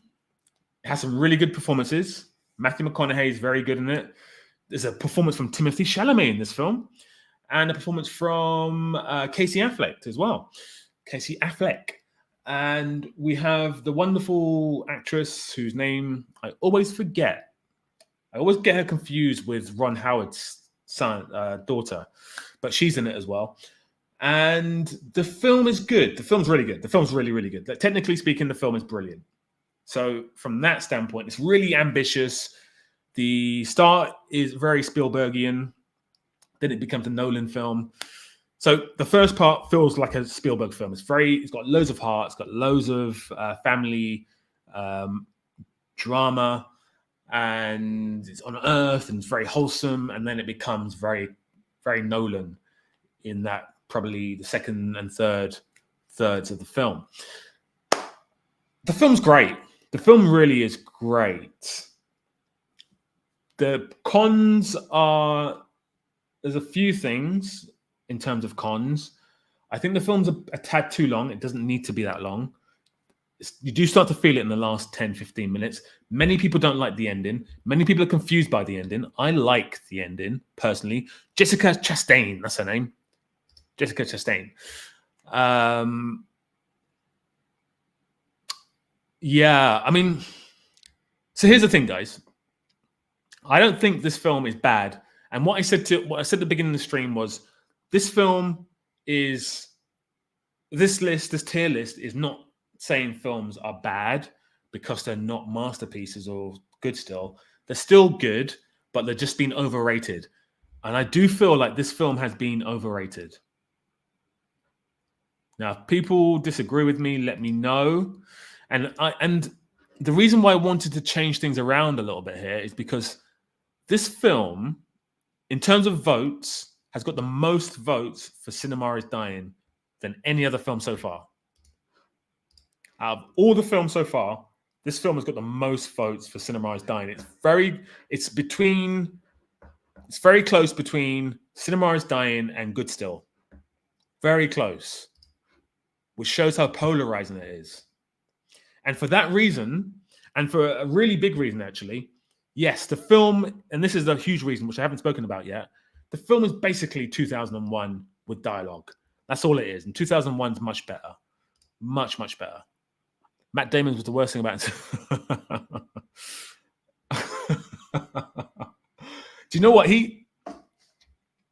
The character's good because the character offers a lot of conflict at that part of the film where it's needed. So I think the character's good. The performance is weird. I like the performance, but it's a bold choice by Matt Damon. His voice and everything's very weird. And it doesn't really make sense. But hey, guys, I'm going to put this film in Cinema is Dying. We're going to come back to it, though. Don't worry. It's not going to stay there. We are going to come back to it. I just feel like it needs to be there for now because it is the closest film so far that has got there. Right. Next up is Joker. Do you see how quickly moved on? I just chucked it into Cinema is Dying and it's moved on. And I'm sorry, Arush. I'm sorry. We're going to come back to it. I promise. We are going to come back to it. Luis, I promise we're going to come back to it. Okay? I promise. We're going to come back to it. We're going to come back to it. I promise. We're not going to leave it there. I promise. We might leave it there, but we are going to discuss it again. It's not going to stay there. Maybe. We'll do another vote on it afterwards on the chat. Joker, if you're just joining the stream, if you've been here and you've cheekily haven't hit the like button, you need to hit the like button right now. Stop what you're doing and hit the like button. Right. Joker.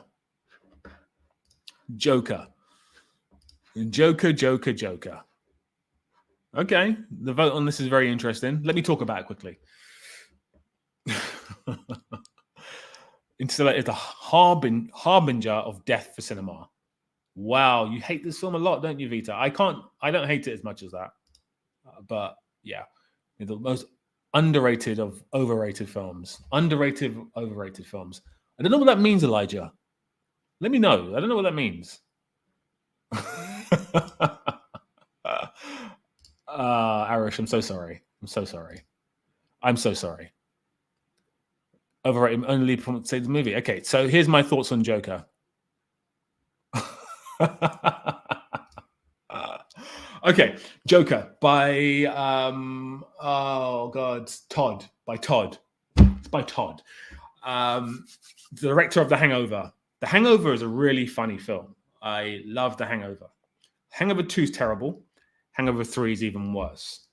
Joker, when I heard he was directing it, I was like, okay, I'm interested. I want to see what he does with it. Yeah, Vitaphone. Vitaphone. So true. Guys, we're spilling guts here. We've been on here for an hour and 38 minutes. Hit the like button, please. Hit that like button. Thank you, Vitaphone. Joker. So, I left it at a certain point. The Joker is dreadful. It's a dreadful film with a fantastic lead performance. It's maybe the worst film with the best performance. I don't mean it's the best performance I've seen. It just means the worst film I've seen with a performance that the film doesn't deserve. Now, if you think of the Joker film and you think of Joaquin Phoenix, great. You think of a great performance. Then I ask you, who else is great in the film? Everyone else in the film is just mid or worse than mid. There's no one hitting the level anywhere near any. Now, this is a mark of a great film or a bad film. If the lead performance is so incredible, but no performances are anywhere near it, that's not a good film. That is not a good film. Now, you can obviously point to maybe Tom Hanks in Castaway and go, that's a great film, and other performances don't really match up to it. But that really is a film about one person. The Joker is about quite a few people, and no characters in that film can I remember, apart from Robert De Niro's, but he's not even that good in it, can I remember or even consider anywhere near the level of the Joker at all.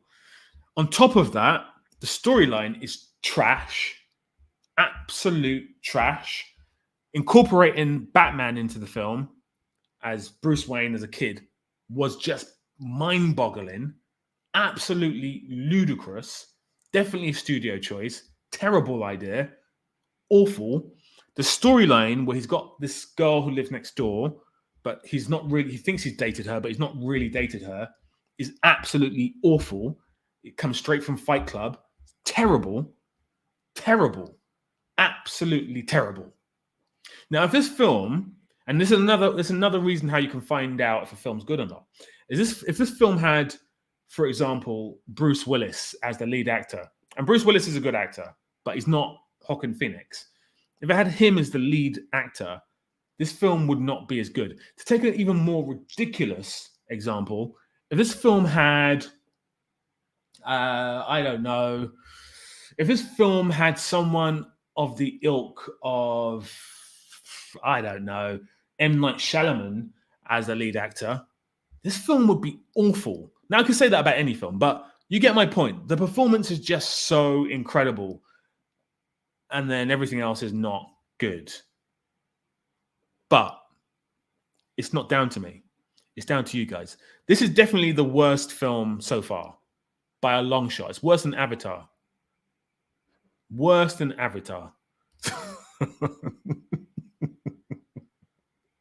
Louis, that's a corny joke, but it's hilarious. Ooh, what's this?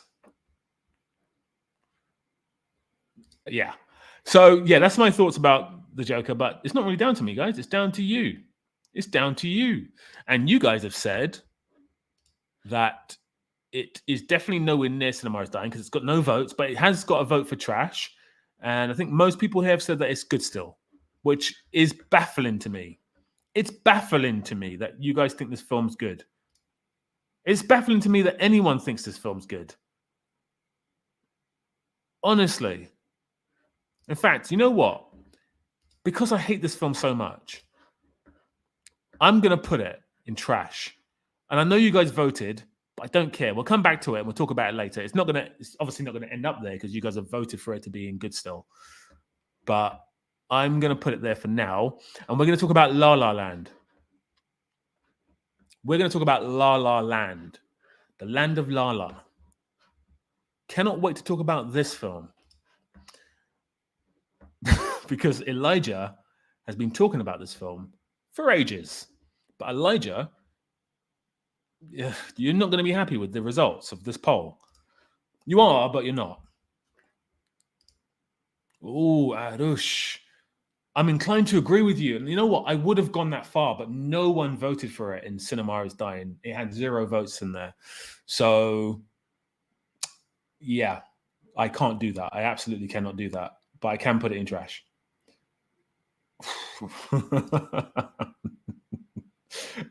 Okay, I'm leaving you up on screen, Elijah. I wish I knew how to put people onto chat. I would love you to come on screen and talk about the film because I don't know how to do that yet. Yeah, I don't know how to do that yet. But here's the thing with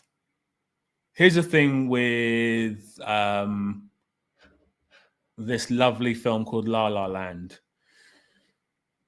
Oh, okay, this is a fun fact. Didn't know that. It's very strange. Anyway, La La Land, the land of La La. I don't know if I should even say anything about this film because I think Elijah's going to kill me.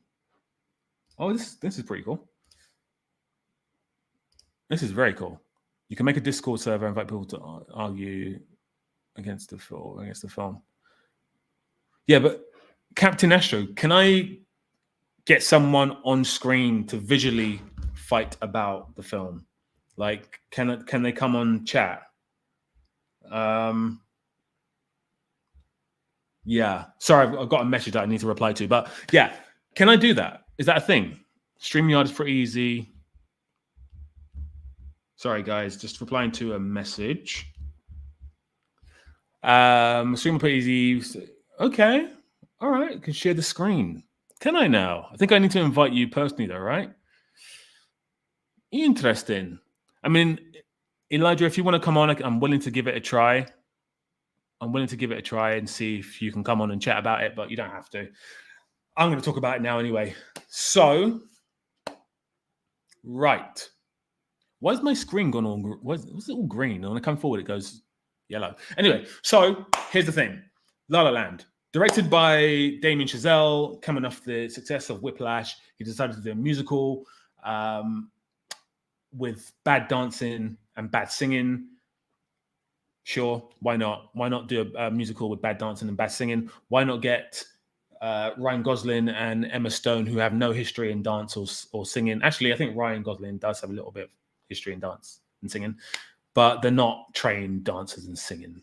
So, yeah. Anyway, so he decides to do that and gets them on screen. Comes up with a very basic storyline where Emma Stone is wanting to be an actress. He is wanting to be a music artist.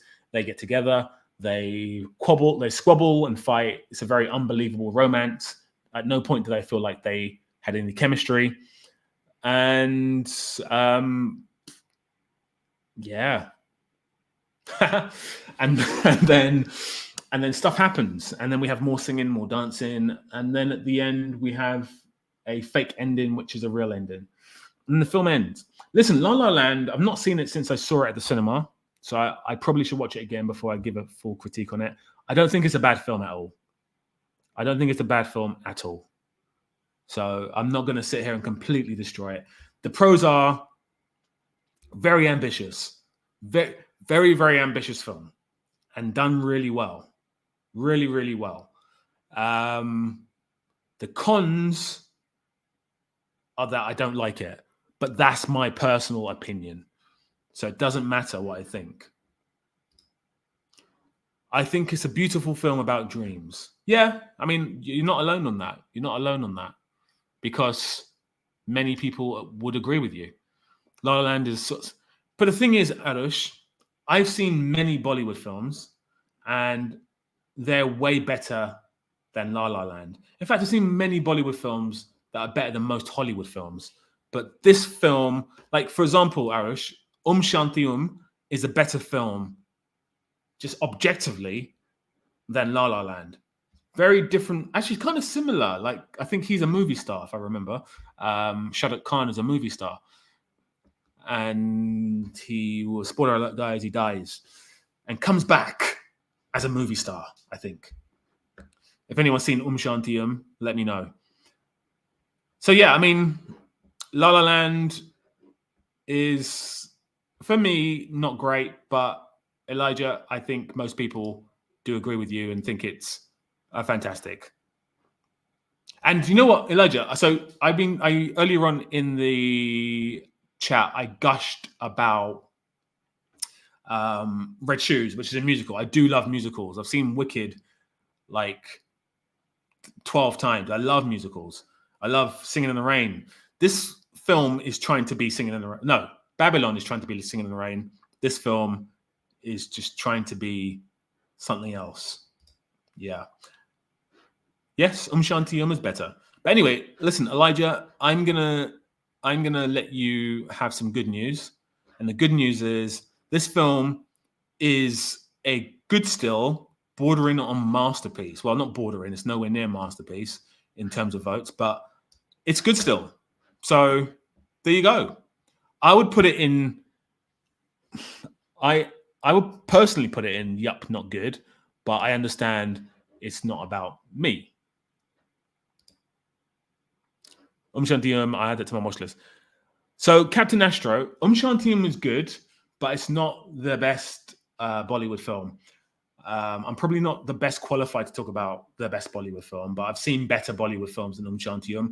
But in terms of spectacle, in terms of music, in terms of beauty, it's really good. But there's so many other great ones. There's I let some people more qualified than me talk about Bollywood films, but I've seen so many, and there's so many better. So many better. Anyway, next film. I'm going to put you guys on mute for a second whilst I sort out my little situation here. But the next film up is going to be Logan. And I cannot wait to talk about Logan. But in the meantime, you guys can chat amongst yourselves.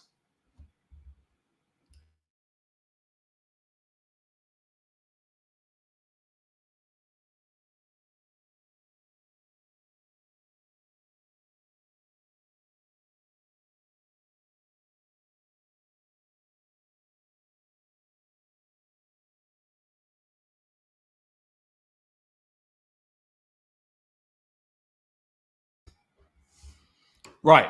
So,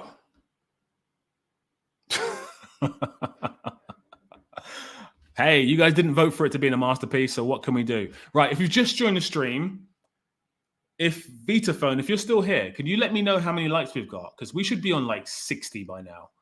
Because we should be on 60 by now. And we've been on here for like nearly 2 hours. So, guys, hit that like button. Let's do this. Let's turn this channel into the next Nerdrotic, the next whoever else you want to mention, Critical Drinker, or other channels of similar ilk. 23. So we've gone up by 2. Come on. Come on, guys. Come on, guys. 3 idiots will make you laugh and smile and leave a lasting impact on you all. Okay. Right, I'm going to put you on mute for 2 seconds, and then we will talk about...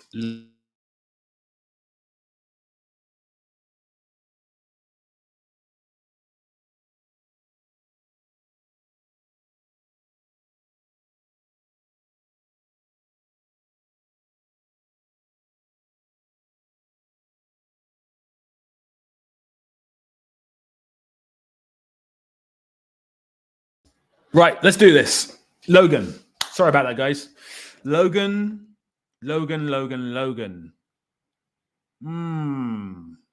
Right. Okay. This is not good.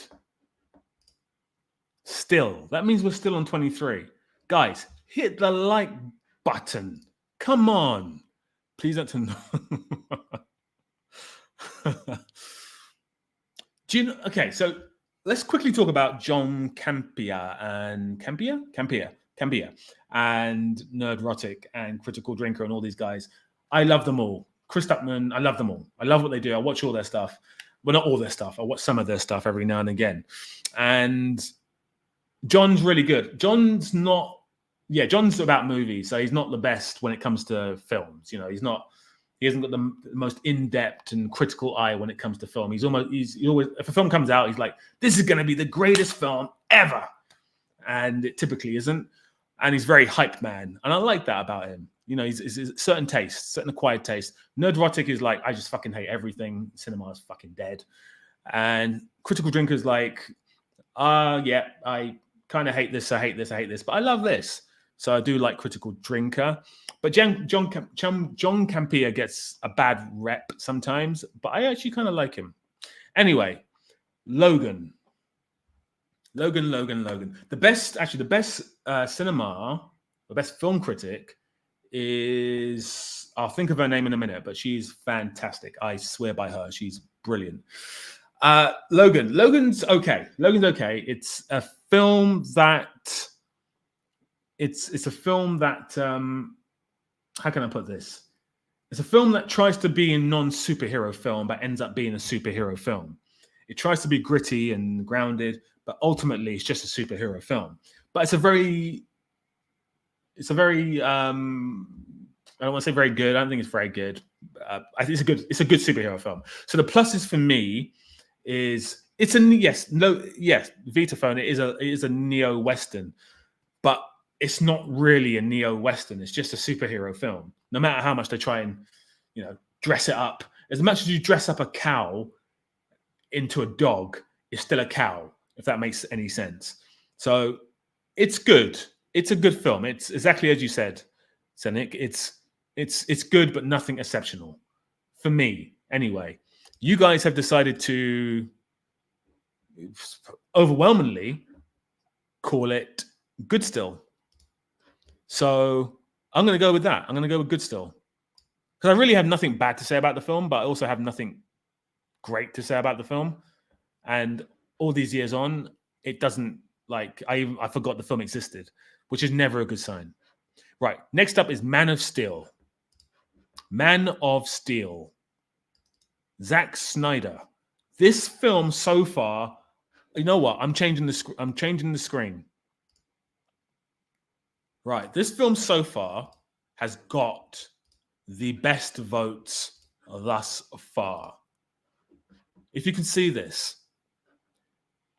I don't know if I can't zoom in on this, but maybe I can. Maybe I can. Has that worked? No, it hasn't. But anyway, I think it has.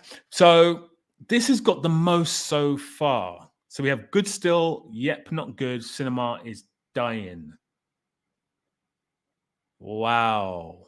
So I'm actually going to jump in on this one, and I'm going to decide the vote on this one, because we have two yeps are good still, and then we have trash, cinema is dying in equal measure. Guys, if you're in the chat, you can actually vote by going to the link that I've just posted. And I don't know why it's not at the top. I don't know how to put it at the top, but I will attempt to do that now on another screen. See if I can do that. But anyway, so Man of Steel is kind of divisive, isn't it? It's kind of divisive. What should we say about this film? Okay, so this film was originally, I think, going to be directed by Christopher Nolan, or maybe it wasn't. But I know that he's produced it, and I know the screenplay, the first iteration of the screenplays, was his. Totally, guys. Hit the like button, please. Hit the like button. Let's do this. I want to keep doing these. I want to keep doing these streams. I want to keep making these video essays. I want to keep being here and doing the magic. But if the channel's not growing, then I'm like, why should I bother? So come on. We're 2 hours in. We need to be hitting more than 24 likes. Come on, let's do this. So yeah, it was produced by Christopher Nolan. I believe one of the screenplays is his or Jonathan's, or one part of the screenplay is his or Jonathan's screenplay. Could be wrong. Let me know. Fact check me. It was Zack Snyder's big move from these kind of like graphic novels to massive staple character from the DC lore. And he shit the bed. He absolutely shit the bed. The fight scenes are incomprehensible. They're just flying from back and forth. Like, I understand, like, in real life, that's probably what would happen. But Zach, no. I think there's less slow-mo in this film, which is good. But it's just... And Amy Adams is the worst ever Lois Lane I've ever seen in my life.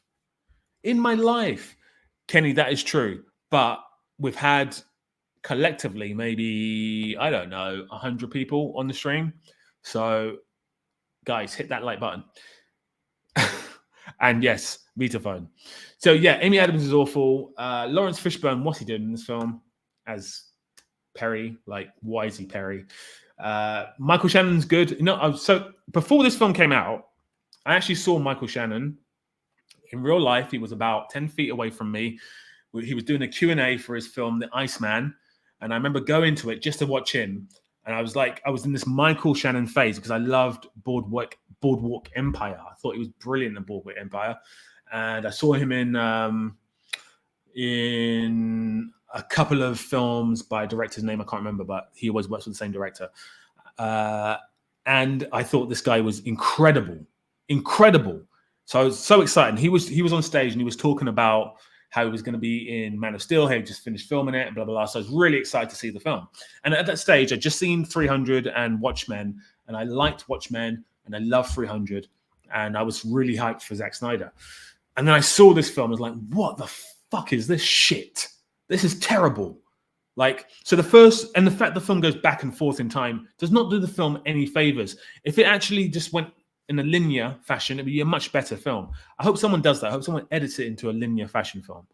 But anyway, guys, so you have voted for, it's just kind of split down the middle, and therefore I'm going to put it in trash because I want to. And if anyone wants it not to be in trash, then all you need to do is vote for it, and then it will go into not trash. And unfortunately, I fucked up the list. So Oppenheimer's not next now. Parasite is next up on this list. So let's do Parasite.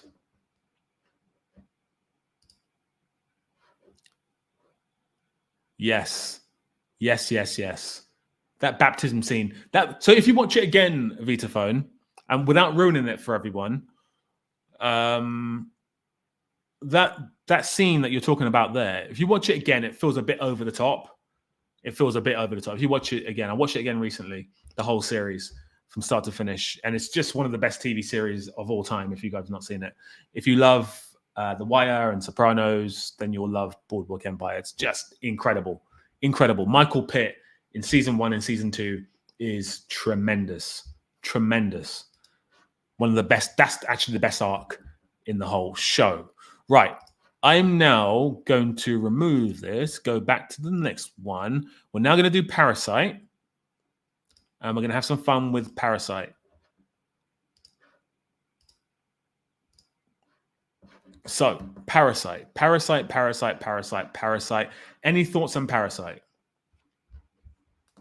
Now, remember, guys, we are doing the most overrated films, not the worst films, not the worst films of all time, not the bad films, overrated films. Is Parasite overrated or is it not? Talk to me. Talk to each other and talk to me. And I will very shortly tell you what you have voted. Ooh, wow. Okay. Wow.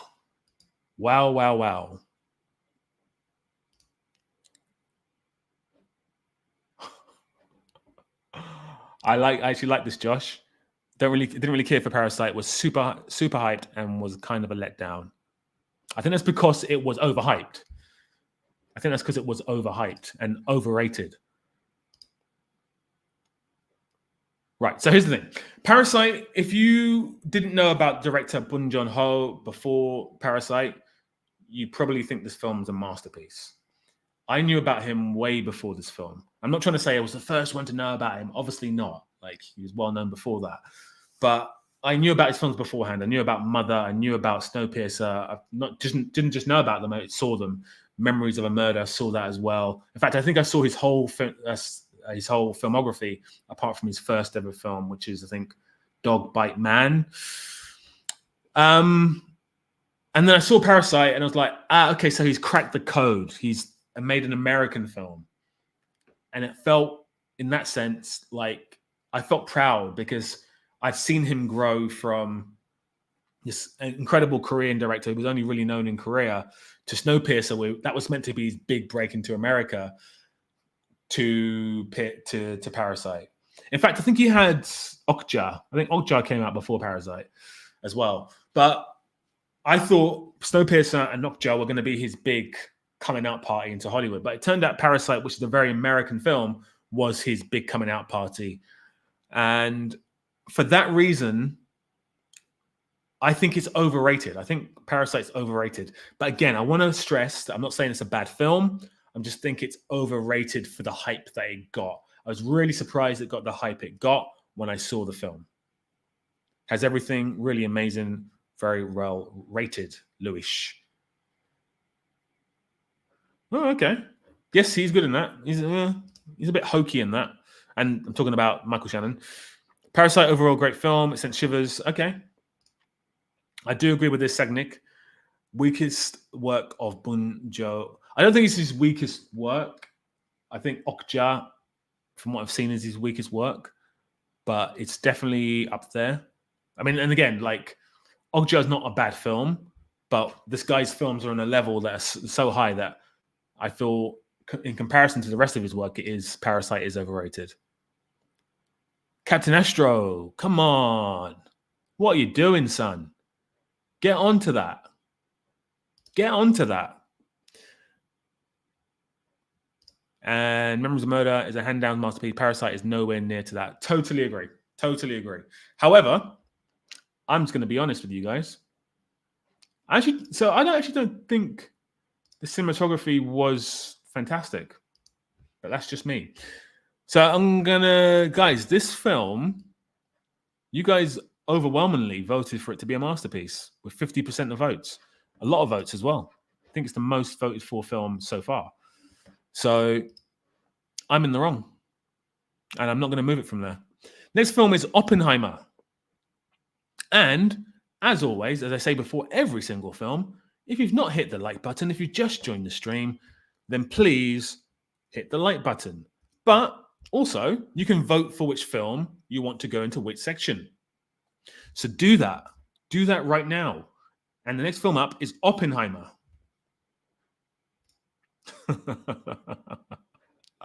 Arush, I hope this film, let me have a look and see what happens with this film. Let me have a quick look and see what's going on with this film at the back end so that I know if you're going to be leaving the stream or not. Let me see. Oh, dearie me, Arush, you're not going to be happy. You're not going to be happy. Oh, no. Oh, dear. Oh, dear. Oppenheimer is goated. My favorite film of Christopher Nolan. Artemis, I would love for you to tell me why. Doesn't need to be like a big explanation. It can be something it can be like a couple of sentences. I'd love to know why. And I'm not asking that because I want to argue with you. I'm asking that because I don't get it. So let me know. Oppenheimer is amazing. Again, Galaxy Moonlight. Let me know in the chat why you think it's amazing. Because I'm trying to still work out why everyone loves this film. Oppenheimer had one of the best Robert Downey Jr. best acting I've seen. Okay, so this is good. Arash, you're putting your argument forward. All right, I'll come back to that. It's the one where Christopher just clicked it. Okay. All right. I'm not going to give my opinion just yet.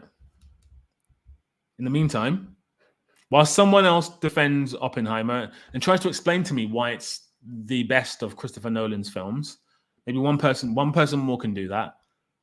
I think what we should do in the meantime is just have a little bit of an appreciation for the art of filmmaking. Now, if you've been on my stream before, you may have seen this before, but this one's for you guys.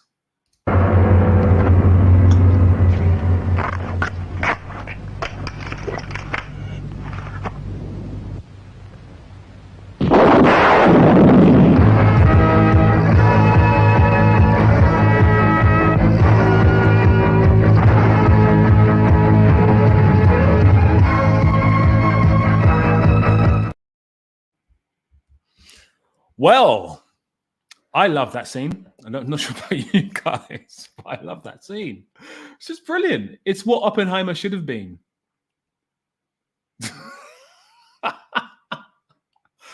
It's what Oppenheimer could have been. If Christopher Nolan was a great director, he would have done that. That's all I'm saying. That's all I'm saying.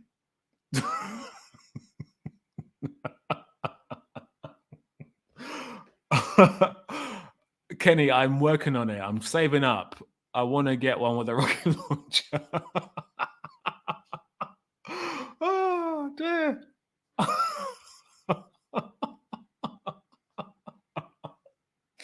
I've lost it. 2 hours. I've been on here for 2 hours. I've lost it. It's just brilliant. It's what filmmaking should be, guys. It's so elite what I just saw. I don't know how I'm going to talk seriously about Oppenheimer now after seeing that. Vitaphone, I'm going to get you off screen because I want to talk about the good stuff about Oppenheimer. Okay. Also, did not feel super long. It justifies its runtime. All right, cool. Let's talk about Oppenheimer. So Oppenheimer. This film comes from the mind of Christopher Nolan, or from the mind of history, because it's a true story.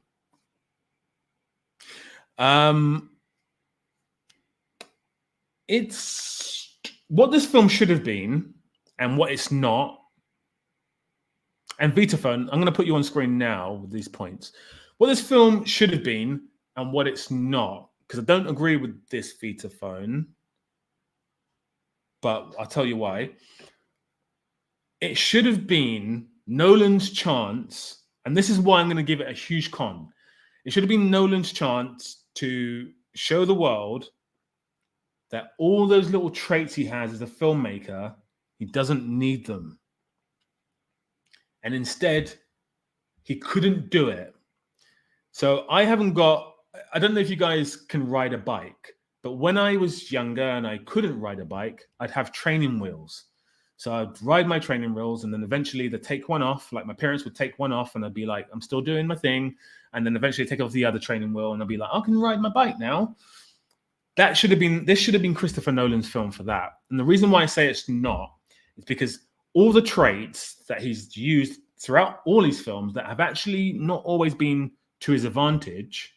And I just spoke about Man of Steel, which has the narrative all over the place, which is a Christopher Nolan trait. And you can tell Christopher Nolan and Jonathan Nolan had an influence on that. This film's narrative is all over the place. Now, I don't think that particularly hurts the film. But what I do think is that it felt to me like Nolan couldn't let go of that. It felt like he wanted to make this epic film, but he just couldn't let go of that. And one of the things that the film really does poorly, and one of the things that Nolan does poorly, and in this film, I feel like he lent into it so much, is the music. This film, for a drama that is really focused on dialogue for much of the film, has music playing throughout it from minute 1 to the last minute, where the music is drowning out the dialogue. Can't hear what anyone's saying. And if you are hearing what people are saying, it's not as dramatic because the music is telling you it's dramatic. And if you just got rid of the music, I would love to see a cut where he just uses the music sparsely. Because for me, it stops it from being a masterpiece. It's just a good film. It's not his best film. It's just a good film. It's better than Tenet, which was his film before this. And this is what it should have been. It should have been The Social Network. So The Social Network, I still remember the music in it because it's by it's not by the Dust Brothers. It's by, I forgot the names, but someone can help me in the chat. But it uses the music sparsely. It doesn't have the music on the dialogue. And the dialogue is beautiful in Social Network. And you know what? If Aaron Sorkin wrote Oppenheimer and then Christopher Nolan stuck his disgusting music all over it, Aaron Sorkin would be furious. Furious. He would be apoplectic. Do you see great dialogue films? Like I had a video that I posted on my channel a few days ago where I spoke about dialogue and I spoke about Tarantino, and the main film I was talking about was Glengarry Glen Ross, which has no music in it whatsoever because the dialogue is rich and beautiful. And that's Trent Reznor, that's it. And that's my huge problem with Oppenheimer, is that it felt like he just couldn't let go of that. And he felt like he'd feel too naked without it. And he doesn't need to do that. He can let go of the music. He can let it go. I understand that it's his thing. The narrative thing for me is a keeper. You can keep that. If your narrative goes all over the place, that's his thing. Keep it. But the music needs to go because it's been a problem now in a few of his films. It was a huge problem in Tenet, where you can't hear what anyone's saying. It was a huge problem in, I thought it was a bit of a problem in Dunkirk. And it's a big problem in Dark Knight Rises, where I don't understand what anyone's bloody saying. So if you just let go of that, the film would have been better. Robert Downey Jr. in the film is good, but it still feels like it's Robert Downey Jr. It doesn't feel like it does feel like Robert Downey Jr. bald. That's what it feels like. So I didn't think it was a great performance. And I love Robert Downey Jr. I'm so glad he's got an Oscar, but this wasn't the film for it. He's put in way better performances. However, Cillian Murphy is sensational in this film. And this is, I think, bar Heath Ledger, this is the best performance. And I think this is better than Heath Ledger's performance. And this is the best performance that Christopher Nolan has got from an actor. And I've always criticized him for not being able to get a great performance from an actor. But this performance is brilliant. Brilliant. Anyway, enough about Oppenheimer. I will tell you guys what the results are. And this is why you're not going to be happy, Arush, because people believe that Oppenheimer is just still good, or good still. And it's not a masterpiece. I'm sorry. I'm so sorry.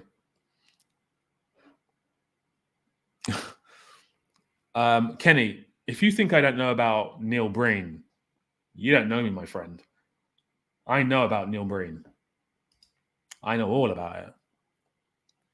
Is like Robert Downey. It's a coincidence. Yes, Downey was better in Zodiac. So Downey played Chaplin in the film Chaplin, and he puts in a better performance as well. And this is like pre-Iron Man Downey, when he was on drugs and alcohol and an absolute rebel. And I didn't actually think that he would make it to the age he's made it to, because he was out of control. I remember being a kid and seeing him go to jail all the time. I was thinking, this guy's done. So I'm so glad that he's fixed himself up and he seems really happy. But he's also great in Kiss Bang Bang, I think it is. He's great in so many things. Like, he's brilliant.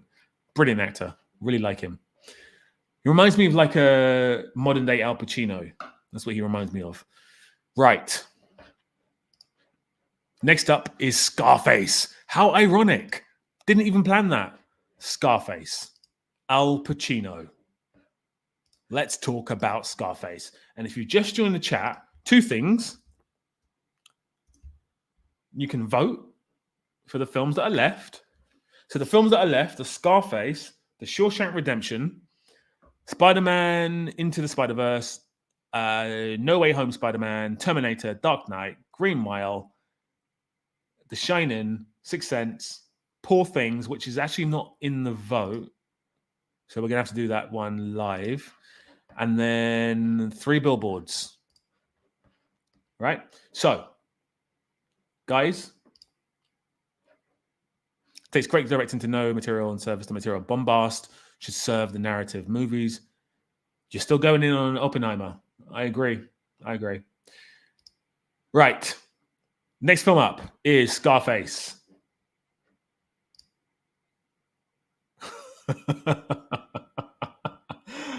You did, Arish. Right, Scarface. Brian De Palma, 1984, I think. Fact check me in the chat. Fact check me if it's 1984.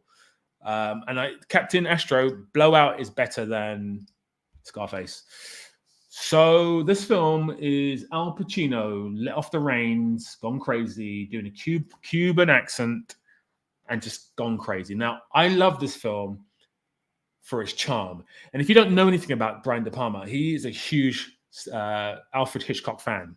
Like, all these films just have Hitchcock all over them. He was trying to be like the modern day Hitchcock. So a lot of his films use a lot of Hitchcock's traits and tropes and so forth. So Scarface is an Oliver Stone script. I think Oliver Stone was meant to direct it as well, but then didn't, I think. Fact check me on that as well. And I think the film's overrated. I think the film's highly overrated. And I say that because it's an iconic film. It's got an iconic central performance, a bit like The Joker, but this film is better than The Joker. The Brian De Palma directs the shit out of this film. Great direction. But in the pantheon of all gangster movies, it's a lot of noise. It's a lot of shout. It's a lot of noise with not much substance. That's my opinion. That's my opinion. I agree. It's a seminal moment in cinema. Is it seminal? I'm not sure if it's a seminal moment in cinema. I don't think it particularly changed anything, really. But it's definitely iconic. It's definitely iconic. It's absolutely iconic. Like this video, then go home. Think piece. What if wow. Do you mean Scarface, Grail? Because I actually think that De Palma done a better job than Michael Mann. I think the film is so good because of De Palma and because of Pacino. I actually think that's why it's good. Apart from that, it's not good. And I love Michelle Pfeiffer. In fact, I love Michelle Pfeiffer so much that I prefer Grease 2 to Grease 1. So I do like this film, but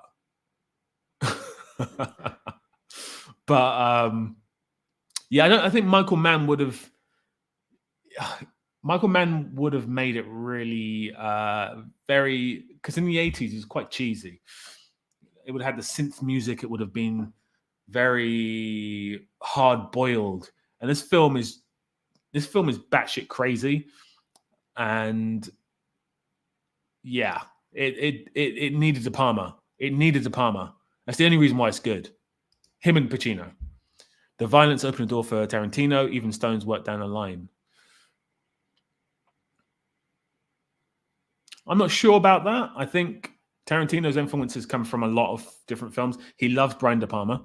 Absolutely loves Brian. But he prefers Blowout. He always talks about Blowout, which hasn't got as much violence in it. But I agree with you in the sense that I think for a period of time, this film had the most F words in the history of cinema. And then Goodfellas came and blew that out of the water. I think Goodfellas still has the most F words in the history of cinema. So, yeah. Yes. I was a bit disappointed by Manhunter, and I did put that in my video essay on Hannibal. I was a bit disappointed by it.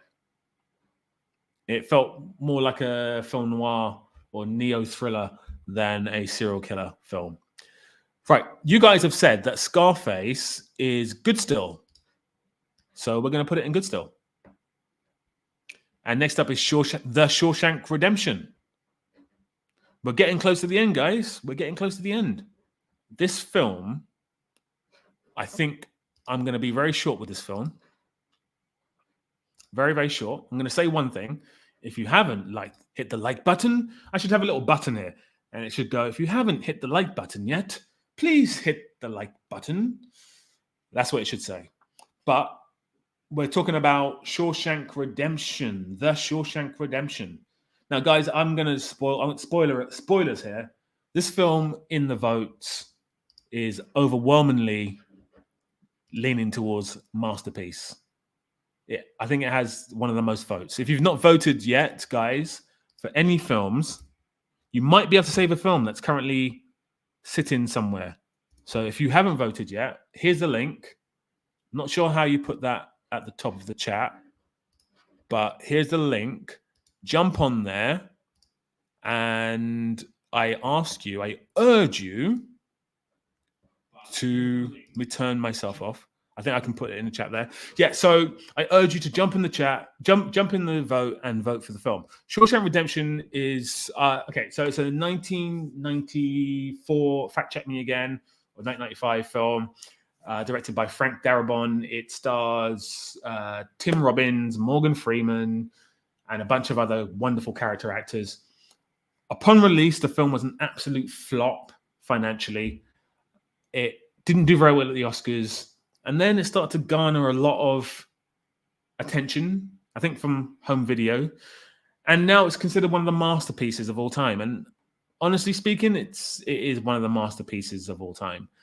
It's not, in my opinion, overrated. In fact, I think it's underrated in many a circle. Guys, we're on 28 likes. Thank you, guys. Appreciate that. So yeah, many circles, it's very much overrated. There we go. I've pinned it. I've pinned the vote to the top. So now you guys, when you come in the chat, the vote is pinned to the top and you can vote for these films. Sagnik, you think this film is overrated? Unfortunately, the chat has spoken otherwise, and thusly, it's now the 5th masterpiece in the list. Spider-Man Into the Spider-Verse. Okay, so this one is pretty much overwhelmingly going in one direction. And we're going to talk about it now quickly.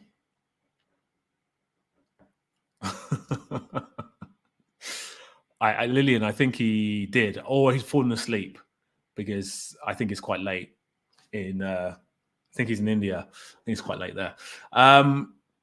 Spider-Man Into the Spider-Verse. Now, I'm not going to lie to you guys. I thought the film was okay. I didn't think it was great. So by that definition, I think it is overrated. That surely is a definition of overrated. If a film is, in my opinion anyway, if a film is considered to be great and you just think it's okay, that's overrated, surely. But I'm gonna let you guys tell me what you think about Into the Spider-Verse. Now, this isn't the sequel. This is the first one. I like the sequel. The first one I thought was okay, or maybe just better than okay. But the sequel was much better, like breathtaking. I think the first one was leaning far too into itself. It was jerking itself off a little bit. Sorry if anyone gets offended by that term, but it felt like it was jerking itself off a bit. It felt really like self-referential and just it knew what it was. It knew who it was. Very mid, but had some interesting points. Yeah, it was for me. It was mid. Robert, I was shocked about how good Spider-Verse was. Which one though? The first one or the second one? Because the second one, I was shocked how good it was. Even the animation's better. It ended kind of weirdly, but I guess had to end somewhere. So, but yeah, it is good, but I don't see a masterpiece yet. So that's the thing, guys. So many people do think it's a masterpiece, and if it's not a masterpiece, then it's overrated. Surely, that's how it works, right? By the time I watched Spider-Verse, it hyped. Yeah, exactly. Totally agree, Joshua. Totally agree. Right. For the sake of factual information, this film has been voted good still.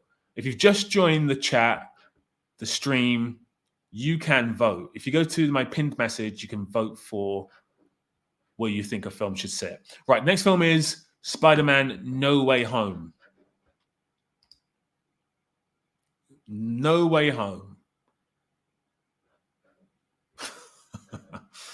That is true. Robert. Recitas. Marcus, what do you think about The Boy and the Heron? I've not seen it. I'm sorry, I've not seen it. I might watch it. It's not available. I didn't see it in the cinema. It's not available yet on streaming, so I do apologize. I've not seen it. But I'm probably not the best person to ask because I'm not an animation connoisseur.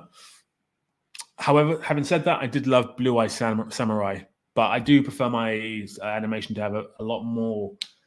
I prefer to have things going on, and I know that his films are very contemplative and soft and take their time. So I did see a film called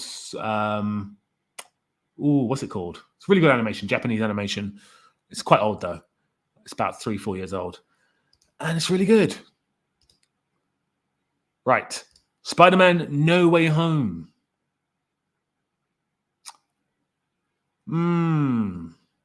Okay, so Spider-Man No Way Home is, I think, the third Spider-Man film from the Tom Holland or the MCU. Irish, you're still around. Who came back for this one? No Way Home is hugely gimmicky.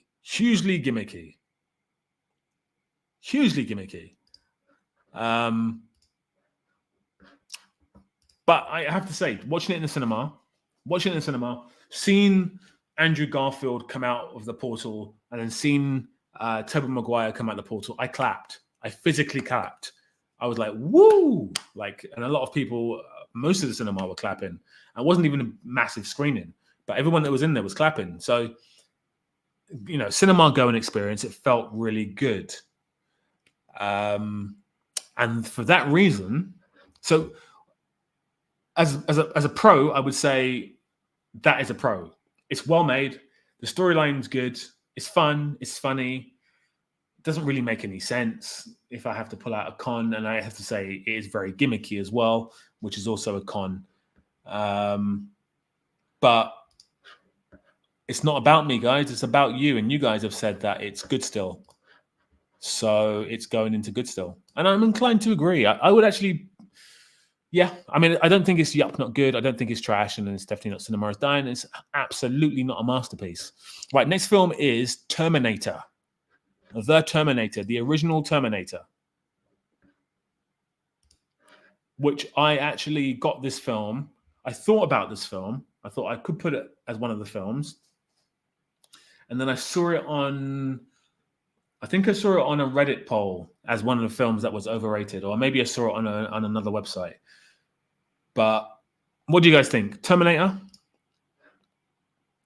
Tom Holland's trilogy is forgettable. The third movie was better, but still, beyond the hype, it's not memorable. Yeah, the second film's absolutely awful. It's a terrible film. It was the film that was that one, or maybe I'm wrong. I think that was the film after. It was the film after Tony Stark died. I was expecting a lot more from it, and it was not good. It was not good. Right, Terminator. Right, James Cameron film. Again, fact check me in the chat, guys. I think it was 1984. I think. Have I frozen, by the way? No, I haven't frozen. Yeah, 1984, I think. Fact check me. And it stars Arnie. It stars Linda Hamilton. Definitely adds on to what Alien was doing in 1979. It's an action movie. Thank you, Robert. It's an action movie. And honestly speaking, it's so good. It's not as good as Terminator 2, but not many films are. But the way the film shot, like if I look at the shot structure, if I look at the cinematography, it's so good. It had no right to be that good. It absolutely had no right to be that good. And I think it was James Cameron's first or second feature, I think. And it had no right to be as good as it was. So I don't think it's overrated at all. In fact, I'd say not many people talk about Terminator 1. I think it's maybe underrated. Do you guys agree? Do you think it's underrated? Do many people talk about Terminator 1? Because I don't feel they do. I don't find many people talking about Terminator 2 either, strangely enough. But Terminator 2 is maybe hands down the best action movie ever. But Terminator 1, I feel, is maybe the only film on this list that I think is underrated. Definitely rewatch it, because I only rewatched it 2 years ago, I think. And it's brilliant. Without giving it away, there's a scene where he takes out his eye and it looks fake as fuck. But you're with it because you're so invested in the story. You allow it. You obviously consciously know that it was made back in 1984, so it's not going to look great. But you just allow all these little things because the story's so good. The storyline is brilliant. Brilliant. Apparently he stole it, but that's a story for another day. Right. You guys have decided that this film is good still. So this is going to remain in good still. And the next film is The Dark Knight. The Dark Knight. Now, two things to consider here, guys. At the top of the chat, there's a link where you can vote for the film. I want you guys, if you haven't voted yet, to vote for this film, The Dark Knight, and tell me where you think it should be. That's the first thing. Second thing is, if you've not hit the like button, do it now. This has been nearly another 3-hour stream. So I think a like would be beautiful at this stage. Now, the thing about this film is that if we're talking about overrated, this film is the principal definition of what overrated could be, what it could be. So this film is hyped a lot. I think people see this film as the beginning of that kind of bad guy who has nothing to lose, wild era, which, you know, every film followed afterwards. And seen as like you said there, Vitaphone, and what, like you said, Sagnik, it's seen as a masterpiece. But is it a masterpiece? So Christopher Nolan film, 2009, don't need to be fact checked on that. It might be 2008, so maybe I do need to be fact checked. It is a brilliant piece of filmmaking. It's where Christopher Nolan, all the things he'd been doing throughout his whole career, managed to put them all together perfectly. This is peak Nolan as a movie. I prefer Inception myself, but this is really good. Thank you, Gideon. Thank you, Captain Astro. It's good. It's a good film. It's better than good. It's better than good. Bale, I actually love Bale's Batman. I think he's the best Batman. But it could be because I prefer the films. The car scene of Joker escape is one of the best scenes I've ever seen. That 5 seconds explain Joker. Yes. I think he's in the car and he's like, got his head out the window and he's like doing his thing. Really good. Really, really good. The only issue I've got now, guys, is the stream tends to stretch out when you're talking about things that people are at least are very passionate. That's very true, Kenny. That's very, very true. Which is why we've done nearly 3 hours again. My God. What am I doing with my life? Oh my God. Right. So the thing about this, I'm going to get this one on screen as well, because the thing about the votes on this one, let me just have a little, the thing about the votes on this one is that it's kind of weirdly skewed. So I was expecting a little bit different, but apparently not so much.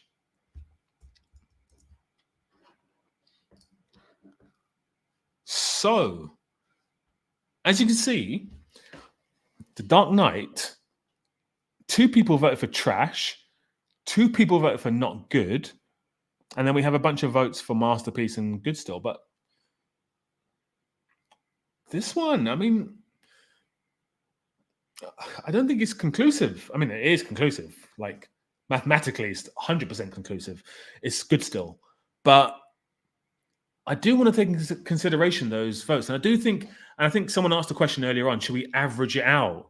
Because if we were going to average it out, I think it would be good still, just about. But it may stray into yup, not good. But no, I actually think it would be good still. However, Arush, for the sake of Arush, because his other films have not made it, I'm going to put it into masterpiece. I don't think it's a masterpiece myself, but I am going to put it in masterpiece. Right. The Green Mile. Let me stop sharing that and let me go back to the other screen. If anyone has epilepsy and the screen sharing is annoying you, I do apologize. Right. The Green Mile. The Green Mile. God. Listen, straight away. All right, so this is Frank Darabont's other masterpiece, although I don't think it is a masterpiece. It's Tom Hanks. We all love Tom Hanks, don't we? We all loved. Wow, the votes on this are mad. Mad, guys. What is happening here? If you've just joined the stream, and I know there's a few of you in here now, there's a link pinned at the top where you can vote for these films, and you can still vote for these films. So just jump in and vote, because I think that many of you, I'm going to tell you straight up, and you can influence the vote. This film has got an overwhelming 63% in good still. One person voted for it in yup, not good, and then one person voted for it in trash, and one person voted for a masterpiece. Green Mile. Okay, Frank Darabont made the film. It was made in 1999, the best year for films ever. Tom Hanks. It's got Sam Rockwell in it as well. It has the brilliant, oh God, I forgot his name, but he passed away. He's in Sin City as well. Again, help me in the chat. And it has someone else who's famous as well. Anyway, so this film is a Stephen King novel, and it comes off the back of the success of Shawshank Redemption. It was way more successful financially and critically initially than Shawshank Redemption. But I do feel like this film is highly overrated. It's too long. It's convoluted, pointless. Unfortunately, it has the trope of the magical Negro in it. And I don't know if you guys have seen the film, the blah blah of magical Negroes. I've not seen it. I don't want to see it. But this film, The Green Mile, is one of the reasons why that film exists. It's stupid. It's stupid. It's very stupid. I think, to Stephen King's credit, I think the way it's written is a bit different to the way it's put on screen. But I don't like this film that much. I do think it's really good, by the way. I don't think it's a bad film, but I do think it's overrated. Having said that, unless people are going to jump in the chat and the votes now and vote for it, it's in good still. So I'm going to leave it in good still. Right, The Shining. The Shining. And again, guys, so you can influence the votes. Okay, so this film is a 1980, again, fact check me, film by Stanley Kubrick. It stars Jack Nicholson. It stars Shelley Winters, who was mentally abused by Kubrick in this film, to the point where she had a nervous breakdown and didn't really act after that, which is a real shame. And it stars Scatman Carruthers in it. It's also a Stephen King novel. And I think it's overrated. I think it's a Kubrick film, so there's some really amazing moments in it that you just think to yourself, how did he do that? Like the shot where the boy is going through on a corridor and then it stops. Genius. The blood coming out the lift, which Nolan stole for Inception. I didn't steal, but aped for Inception. Brilliant. But I do think it's overrated, because I think, and Stephen King brings it up as well. First of all, the characterization is not great. Second of all, it's not scary, and it's meant to be a horror film. And third of all, the Shelley Winters thing. That's my personal opinion. However, you guys have conclusively, with 60% of the votes, said that it is a masterpiece. 60% of the votes. Masterpiece. So that's where it will go. It will go in masterpiece, and I cannot say anything. The votes are not close enough. And the next film up is The Sixth Sense. Apparently the voting is closed, so you can't vote. Sixth Sense. Yeah, Arrow. So it's meant to be, well, I think eventually, yeah, it is a psychological thriller, but it's written as a horror, as a straight up horror. And if you look at the sequel, which someone had to remind me of the name again, because I can't remember it, which is never a good sign. That's an actual horror film, and it plays into the horror tropes. It's not as good, but it's a lot better than I thought it would be. A lot better than I thought it would be. What's that film? Doctor Sleep. That's the one with the amazing Ewan McGregor and Rebecca Ferguson. Mike Flanagan. That's the one. I don't know much about Mike Flanagan. Did he have a TV show on Netflix? Is that the same director? Like a horror TV show? Really, it's really good direction by Mike. He had a thankless task and he done a really good job. Zero horror elements in that movie. Do you mean in Doctor Sleep? Because I do think there's more horror elements in Doctor Sleep than in The Shining. I think it plays strongly into the horror genre. And I think Mike Flanagan is a horror director. So that would explain why. But I think as a horror film, Doctor Sleep's a better film than The Shining. But if you're just talking about two different films, The Shining's a better film than Doctor Sleep. Hill House is the one. Yeah, I didn't see it. Don't like horror stuff. Kind of bores me. But I heard it was good. Right, Sixth Sense.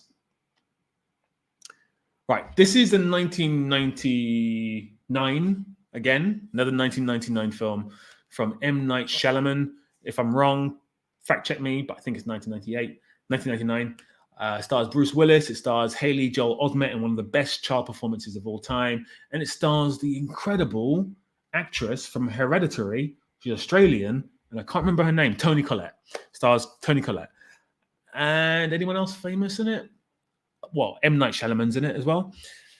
I thought this film would be bad upon watching it again years later, now that I know the twist. And it's not. It's actually a good film. And you guys seem to agree because you have put it as yup, not good, and good still on an equal par, which leaves me with a bit of a dilemma because I now need to decide which one it should be, because that essentially is polarizing. Yup, not good, and good still.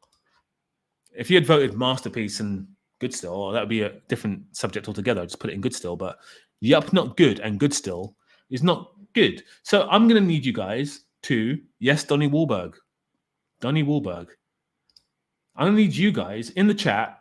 Obviously you've not voted, so in the chat, all you need to do is choose between good still and yup, not good. Just type in which one you think it is, and then I'll stick it in that section. Sagnik, you've put Sixth Sense is not good, and then you've put good still. Captain, I need one more vote. One more vote. Come on. And then I can put it into those sections. That is true. Good still. Not good. Guys, oh no, you've not helped me at all. I need one more vote. Or shall I just do it? I'll do it. I think it's good still. So there we go. Right. This film is 3 billboards over Ebbing, Missouri. I think that's the full title. Let's just call it 3 billboards. This film came out in, if I'm correct, 2019. 2019. I'm going to say 2019. Fact check me, please. Stars Frances McDormand, and it stars Sam Rockwell and his only Oscar win so far. Stars the incredible Woody Harrelson.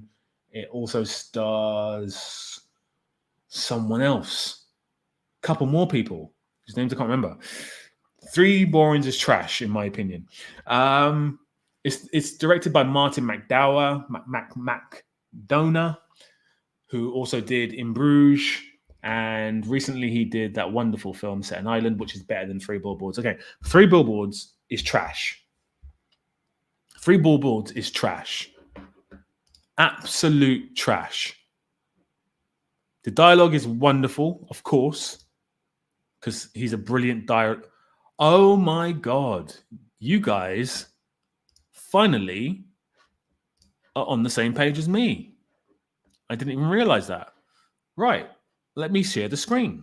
Right. So we've got one more film after this. I'm going to share this screen and then we are done. But I just want to show you guys this. So what we have here is Cinema is Dying on 38%. And we have this is the most a film has got for Cinema is Dying. Good still, masterpiece.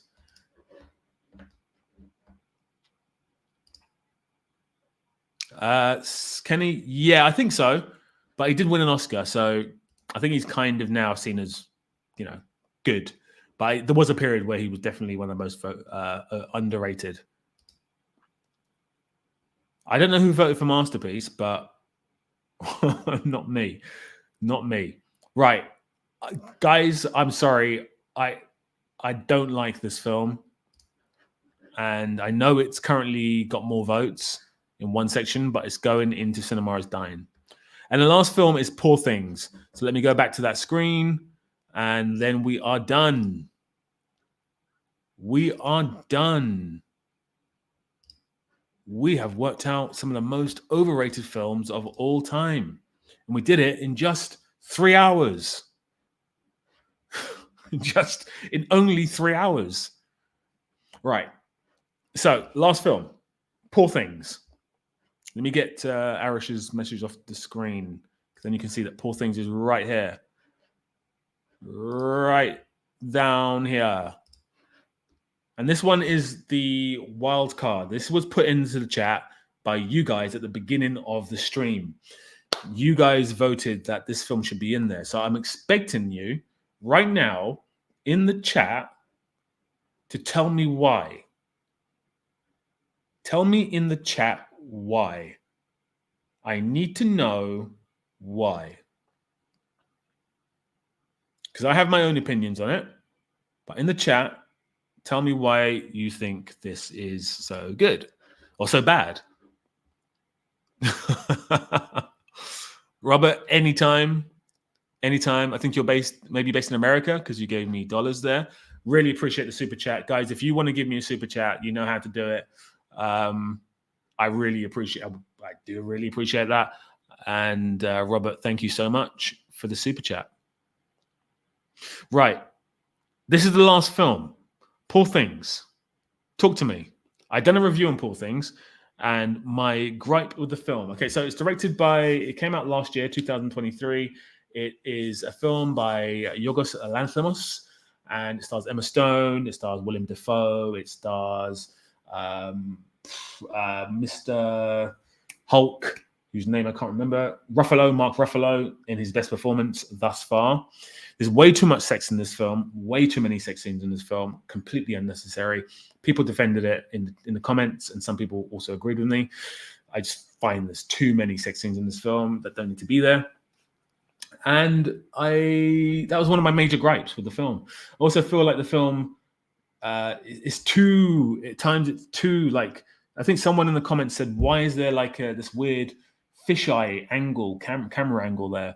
And I don't know why that's there. Like, it makes no sense to me why that's there.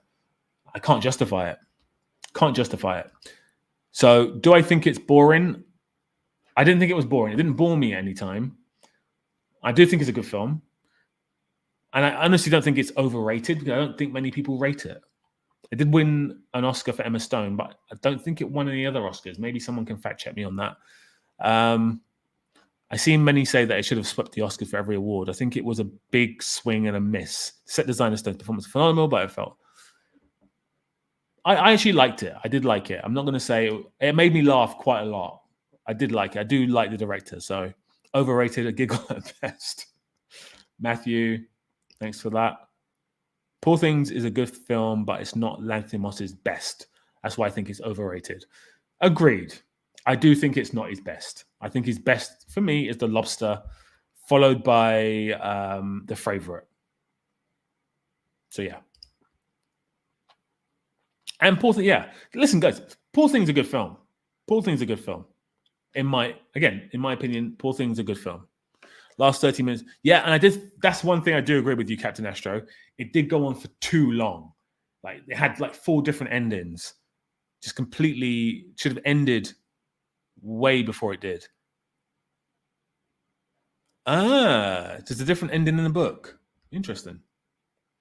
What did Rosita say? Yes. Right, that is the last film. So, guys, in the chat, this is the last film. I need you to write where you think this film should be, because there was no vote for this film.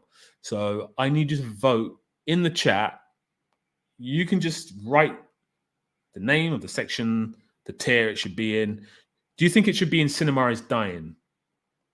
Do you think you can put yes? Do you think it should be in cinema is dying? Okay, I've got a couple for. Got one for trash. One for cinema is dying.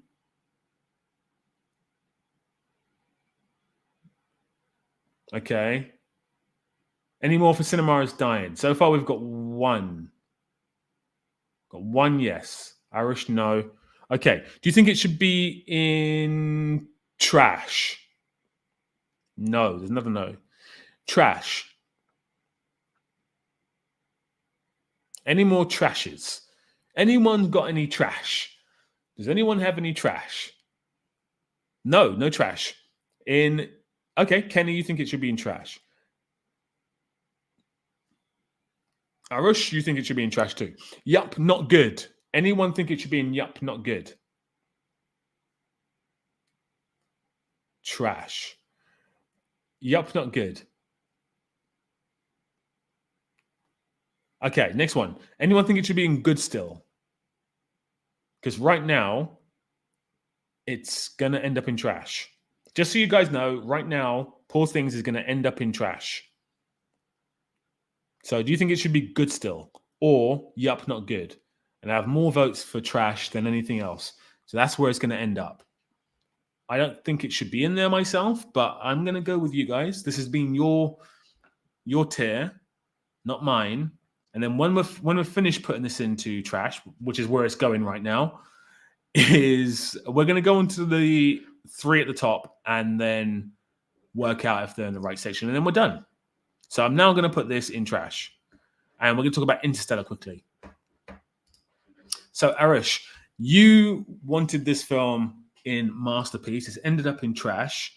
Guys, what are you thinking about Interstellar? Should it be in? No, it's not in trash. It's in cinema is dying. Do you guys think it should be in cinema is dying? Interstellar. Do you think it should be there? Talk to me. Because if you think it should be there, if you think it should be in cinema is dying, then it's going to stay there. That is where it shall stay.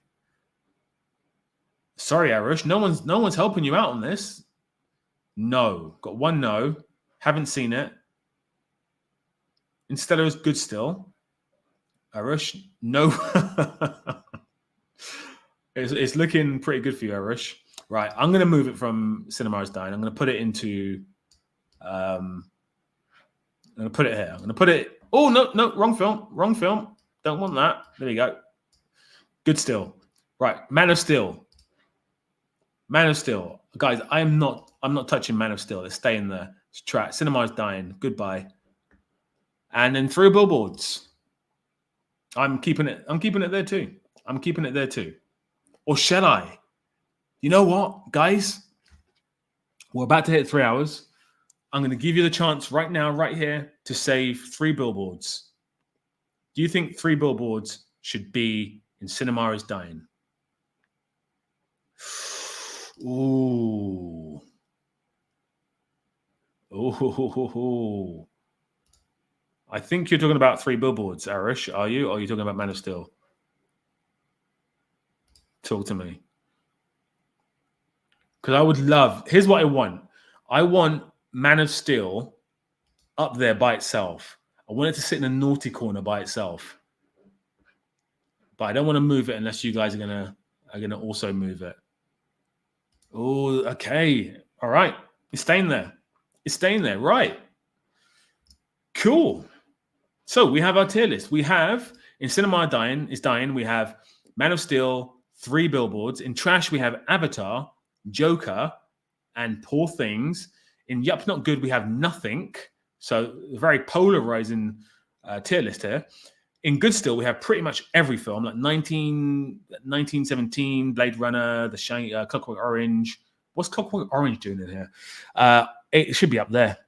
Alien, American Beauty, Black Swan, Dune, Endgame, Forrest Gump, La La Land, Logan, Scarface, all these films. And then a masterpiece. This is where things are a bit tricky. We have Apocalypse Now, Blade Runner, Empire Strikes Back, Parasite's in masterpiece, which I don't agree with. Shawshank Redemption, Dark Knight, and The Shining. How'd that get in there? Wow. Demote 1917. Ah, dear. Save 3BB.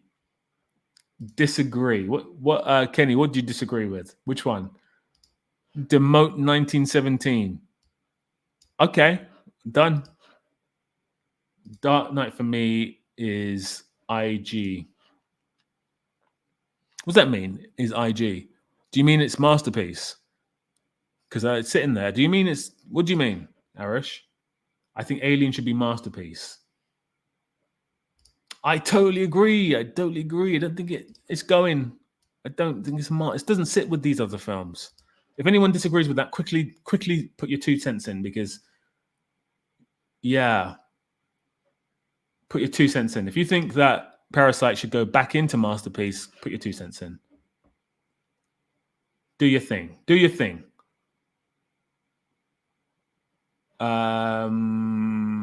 Okay, Kenny, 3 billboards. I mean, so many people said that it should be there, so I have to go with that. Right. I agree with demoting. Can't argue with Parasite decision. Everyone seems to agree. I absolutely agree. I totally agree. Alien for masterpiece. Anyone last change? Anyone Alien for masterpiece? I can't. I mean, if someone went masterpiece, I wouldn't be able to argue with that, with Alien. Last move. Alien for masterpiece. Who's on board? Going once. Going twice. Ooh. Kenny, is that a yes for Alien? Anyone else? I'm going to need at least 2 votes. At least 2 votes for Alien for masterpiece. Joshua as well. Alien for masterpiece. Johan. Hope I said that right. Johan. Masterpiece. Yes. Spider-Man No Way Home demoted. I'm going to move it. Arish, I just saw that, but I'm going to move it.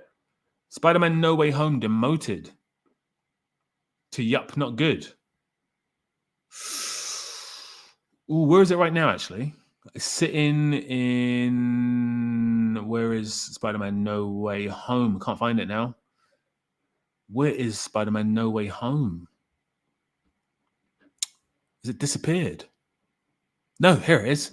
So where should I demote it to? Because that will be the last change. Demote Spider-Man No Way Home. Johan, yeah. Where are you from? Vitaphone, masterpiece. Which one? Alien, I'm assuming. Not good or trash for Spider-Man No Way Home. Anywhere where... Okay, guys, you come for Spider-Man No Way Home. All right, cool. Oh, wrong film. Okay, well, that's gone. Any other changes? Or are we good? Are we good with this? Are we happy with this? Are we good with this? So we're in the masterpiece. We have Apocalypse Now, Blade Runner, Empire Strikes Back, Shawshank Redemption, Dark Knight, The Shining, and Alien. And then we have 2 films now in Yup, Not Good, which is 1917 and the wonderful No Way Home. Guys, I think we have a beautiful tier list here. I'm leaving this on screen whilst I do the outro. If anyone agrees with this, Terminator for masterpiece, then all you need to do is just say so in the comment whilst I'm talking. So, guys, this has been the 4th stream.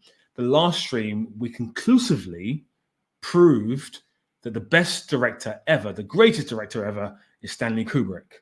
Conclusively, in a chat. That's what we did, in a big old 3-hour chat. And this particular one, what we've conclusively proven is that some films are overrated, some films are masterpieces and cannot be touched. And I feel like we've done a great job in 3 hours.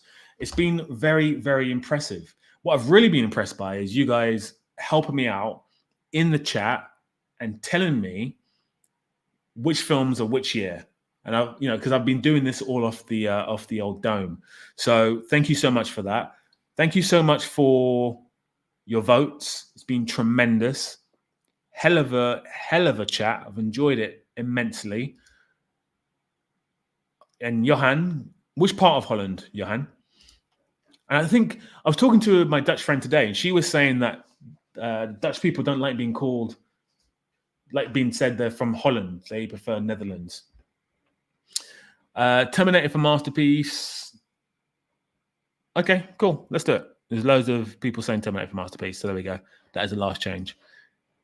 Yeah, guys, this has been incredibly epic. It's been 3 hours. Thank you so much for the likes, the super chats. If you haven't liked the video yet, please do. I'm going to put this into the community page. And then you guys can... And then what will happen is, let me tell you what's going to happen when I put it in the community page. People will go, oh, why is that there? Why is this there? Why is that there? This film should be there. But then they should have come onto the stream and then, put their 2 cents in. But I'm loving what's happening here. I'm loving this. I think next time around, we probably won't do a tier list because this takes bloody ages. And I'll think of something for us to talk about. Maybe something topical for once. What do you guys think about this? I'm going to show you one little thing before we go. I'm going to show you one little thing. It's not a video. Don't worry, I'm not going to take the piss. I'm not going to take the piss and show you a video. That would be ridiculous. I mean, I could do that, but I'm not going to do that. But I am going to show you, if I can do, I'm going to show you this. Let me know what your thoughts are on this. And again, don't worry, it's not going to be a stupid video. It's going to be, if I can bloody get it to work. Right, it's going to be this. What do you guys think of the following? Not the film. What do you guys think of this? What do you think of the new Superman suit, eh? What are your thoughts on the Superman suit?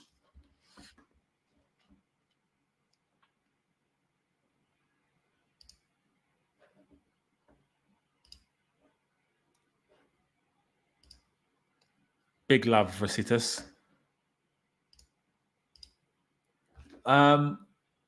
Charlie Kaufman. Let me know about Superman suit, but Charlie Kaufman, I can't do a whole stream on Charlie Kaufman. That would be a very short chat. He's just a genius, absolute genius. I mean, I couldn't think of anything negative to say about the guy. We could talk about Janine Delman. I know you love that film, Feature Phone. I know you love that film so much. Not bad, in keeping with looks odd or looks old? Looks old. Looks fine. The reason why I put it up is because I actually don't care. I don't care. And this is what I don't want to do. I don't want to come on streams and talk about modern stuff if there's nothing to talk about. Do you know what I mean? I want to come on the chat and talk about Superman's suit. Like the film's not even out yet. Like, it's probably not going to look like that. They probably put that on into the universe for people to see so they can change it. And probably like, let's show people the suit and then we can just change it in VFX if people don't like it. And that's what they're going to probably do. So I don't want to come on streams and talk about shit like this. I prefer to talk about the film when it gets released because I don't care about the suit whatsoever. Have no interest in the bloody suit at all. I want to know, is the film going to be good? Because I don't think it is. I think James Gunn is going to shit the bed. I think he's very good at kind of self-referential, almost parody, satirical comedy. He has heart in his stuff, which is really cool. I think that's going to work in his favor. But I do think that this is just not for him. This is not a James Gunn property. I think he's going to mess this up, unfortunately. But I could be wrong.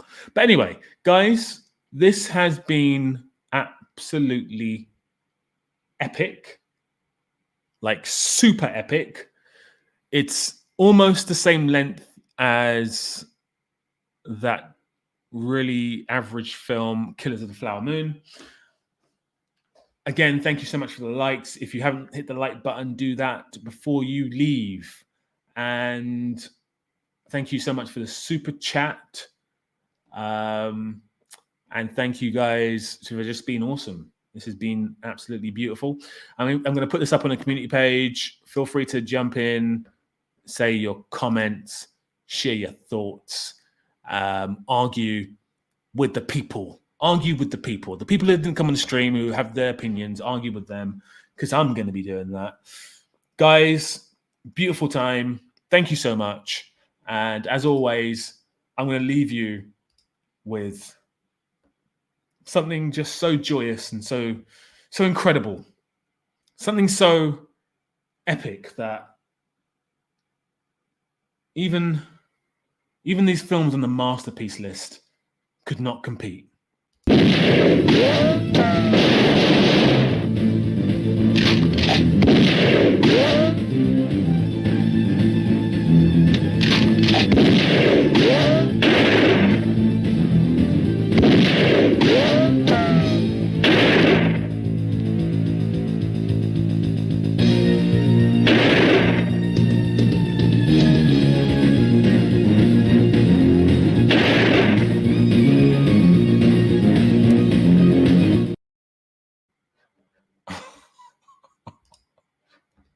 Guys, big love, and I will catch you on the next stream. Hopefully we'll be in a couple of days.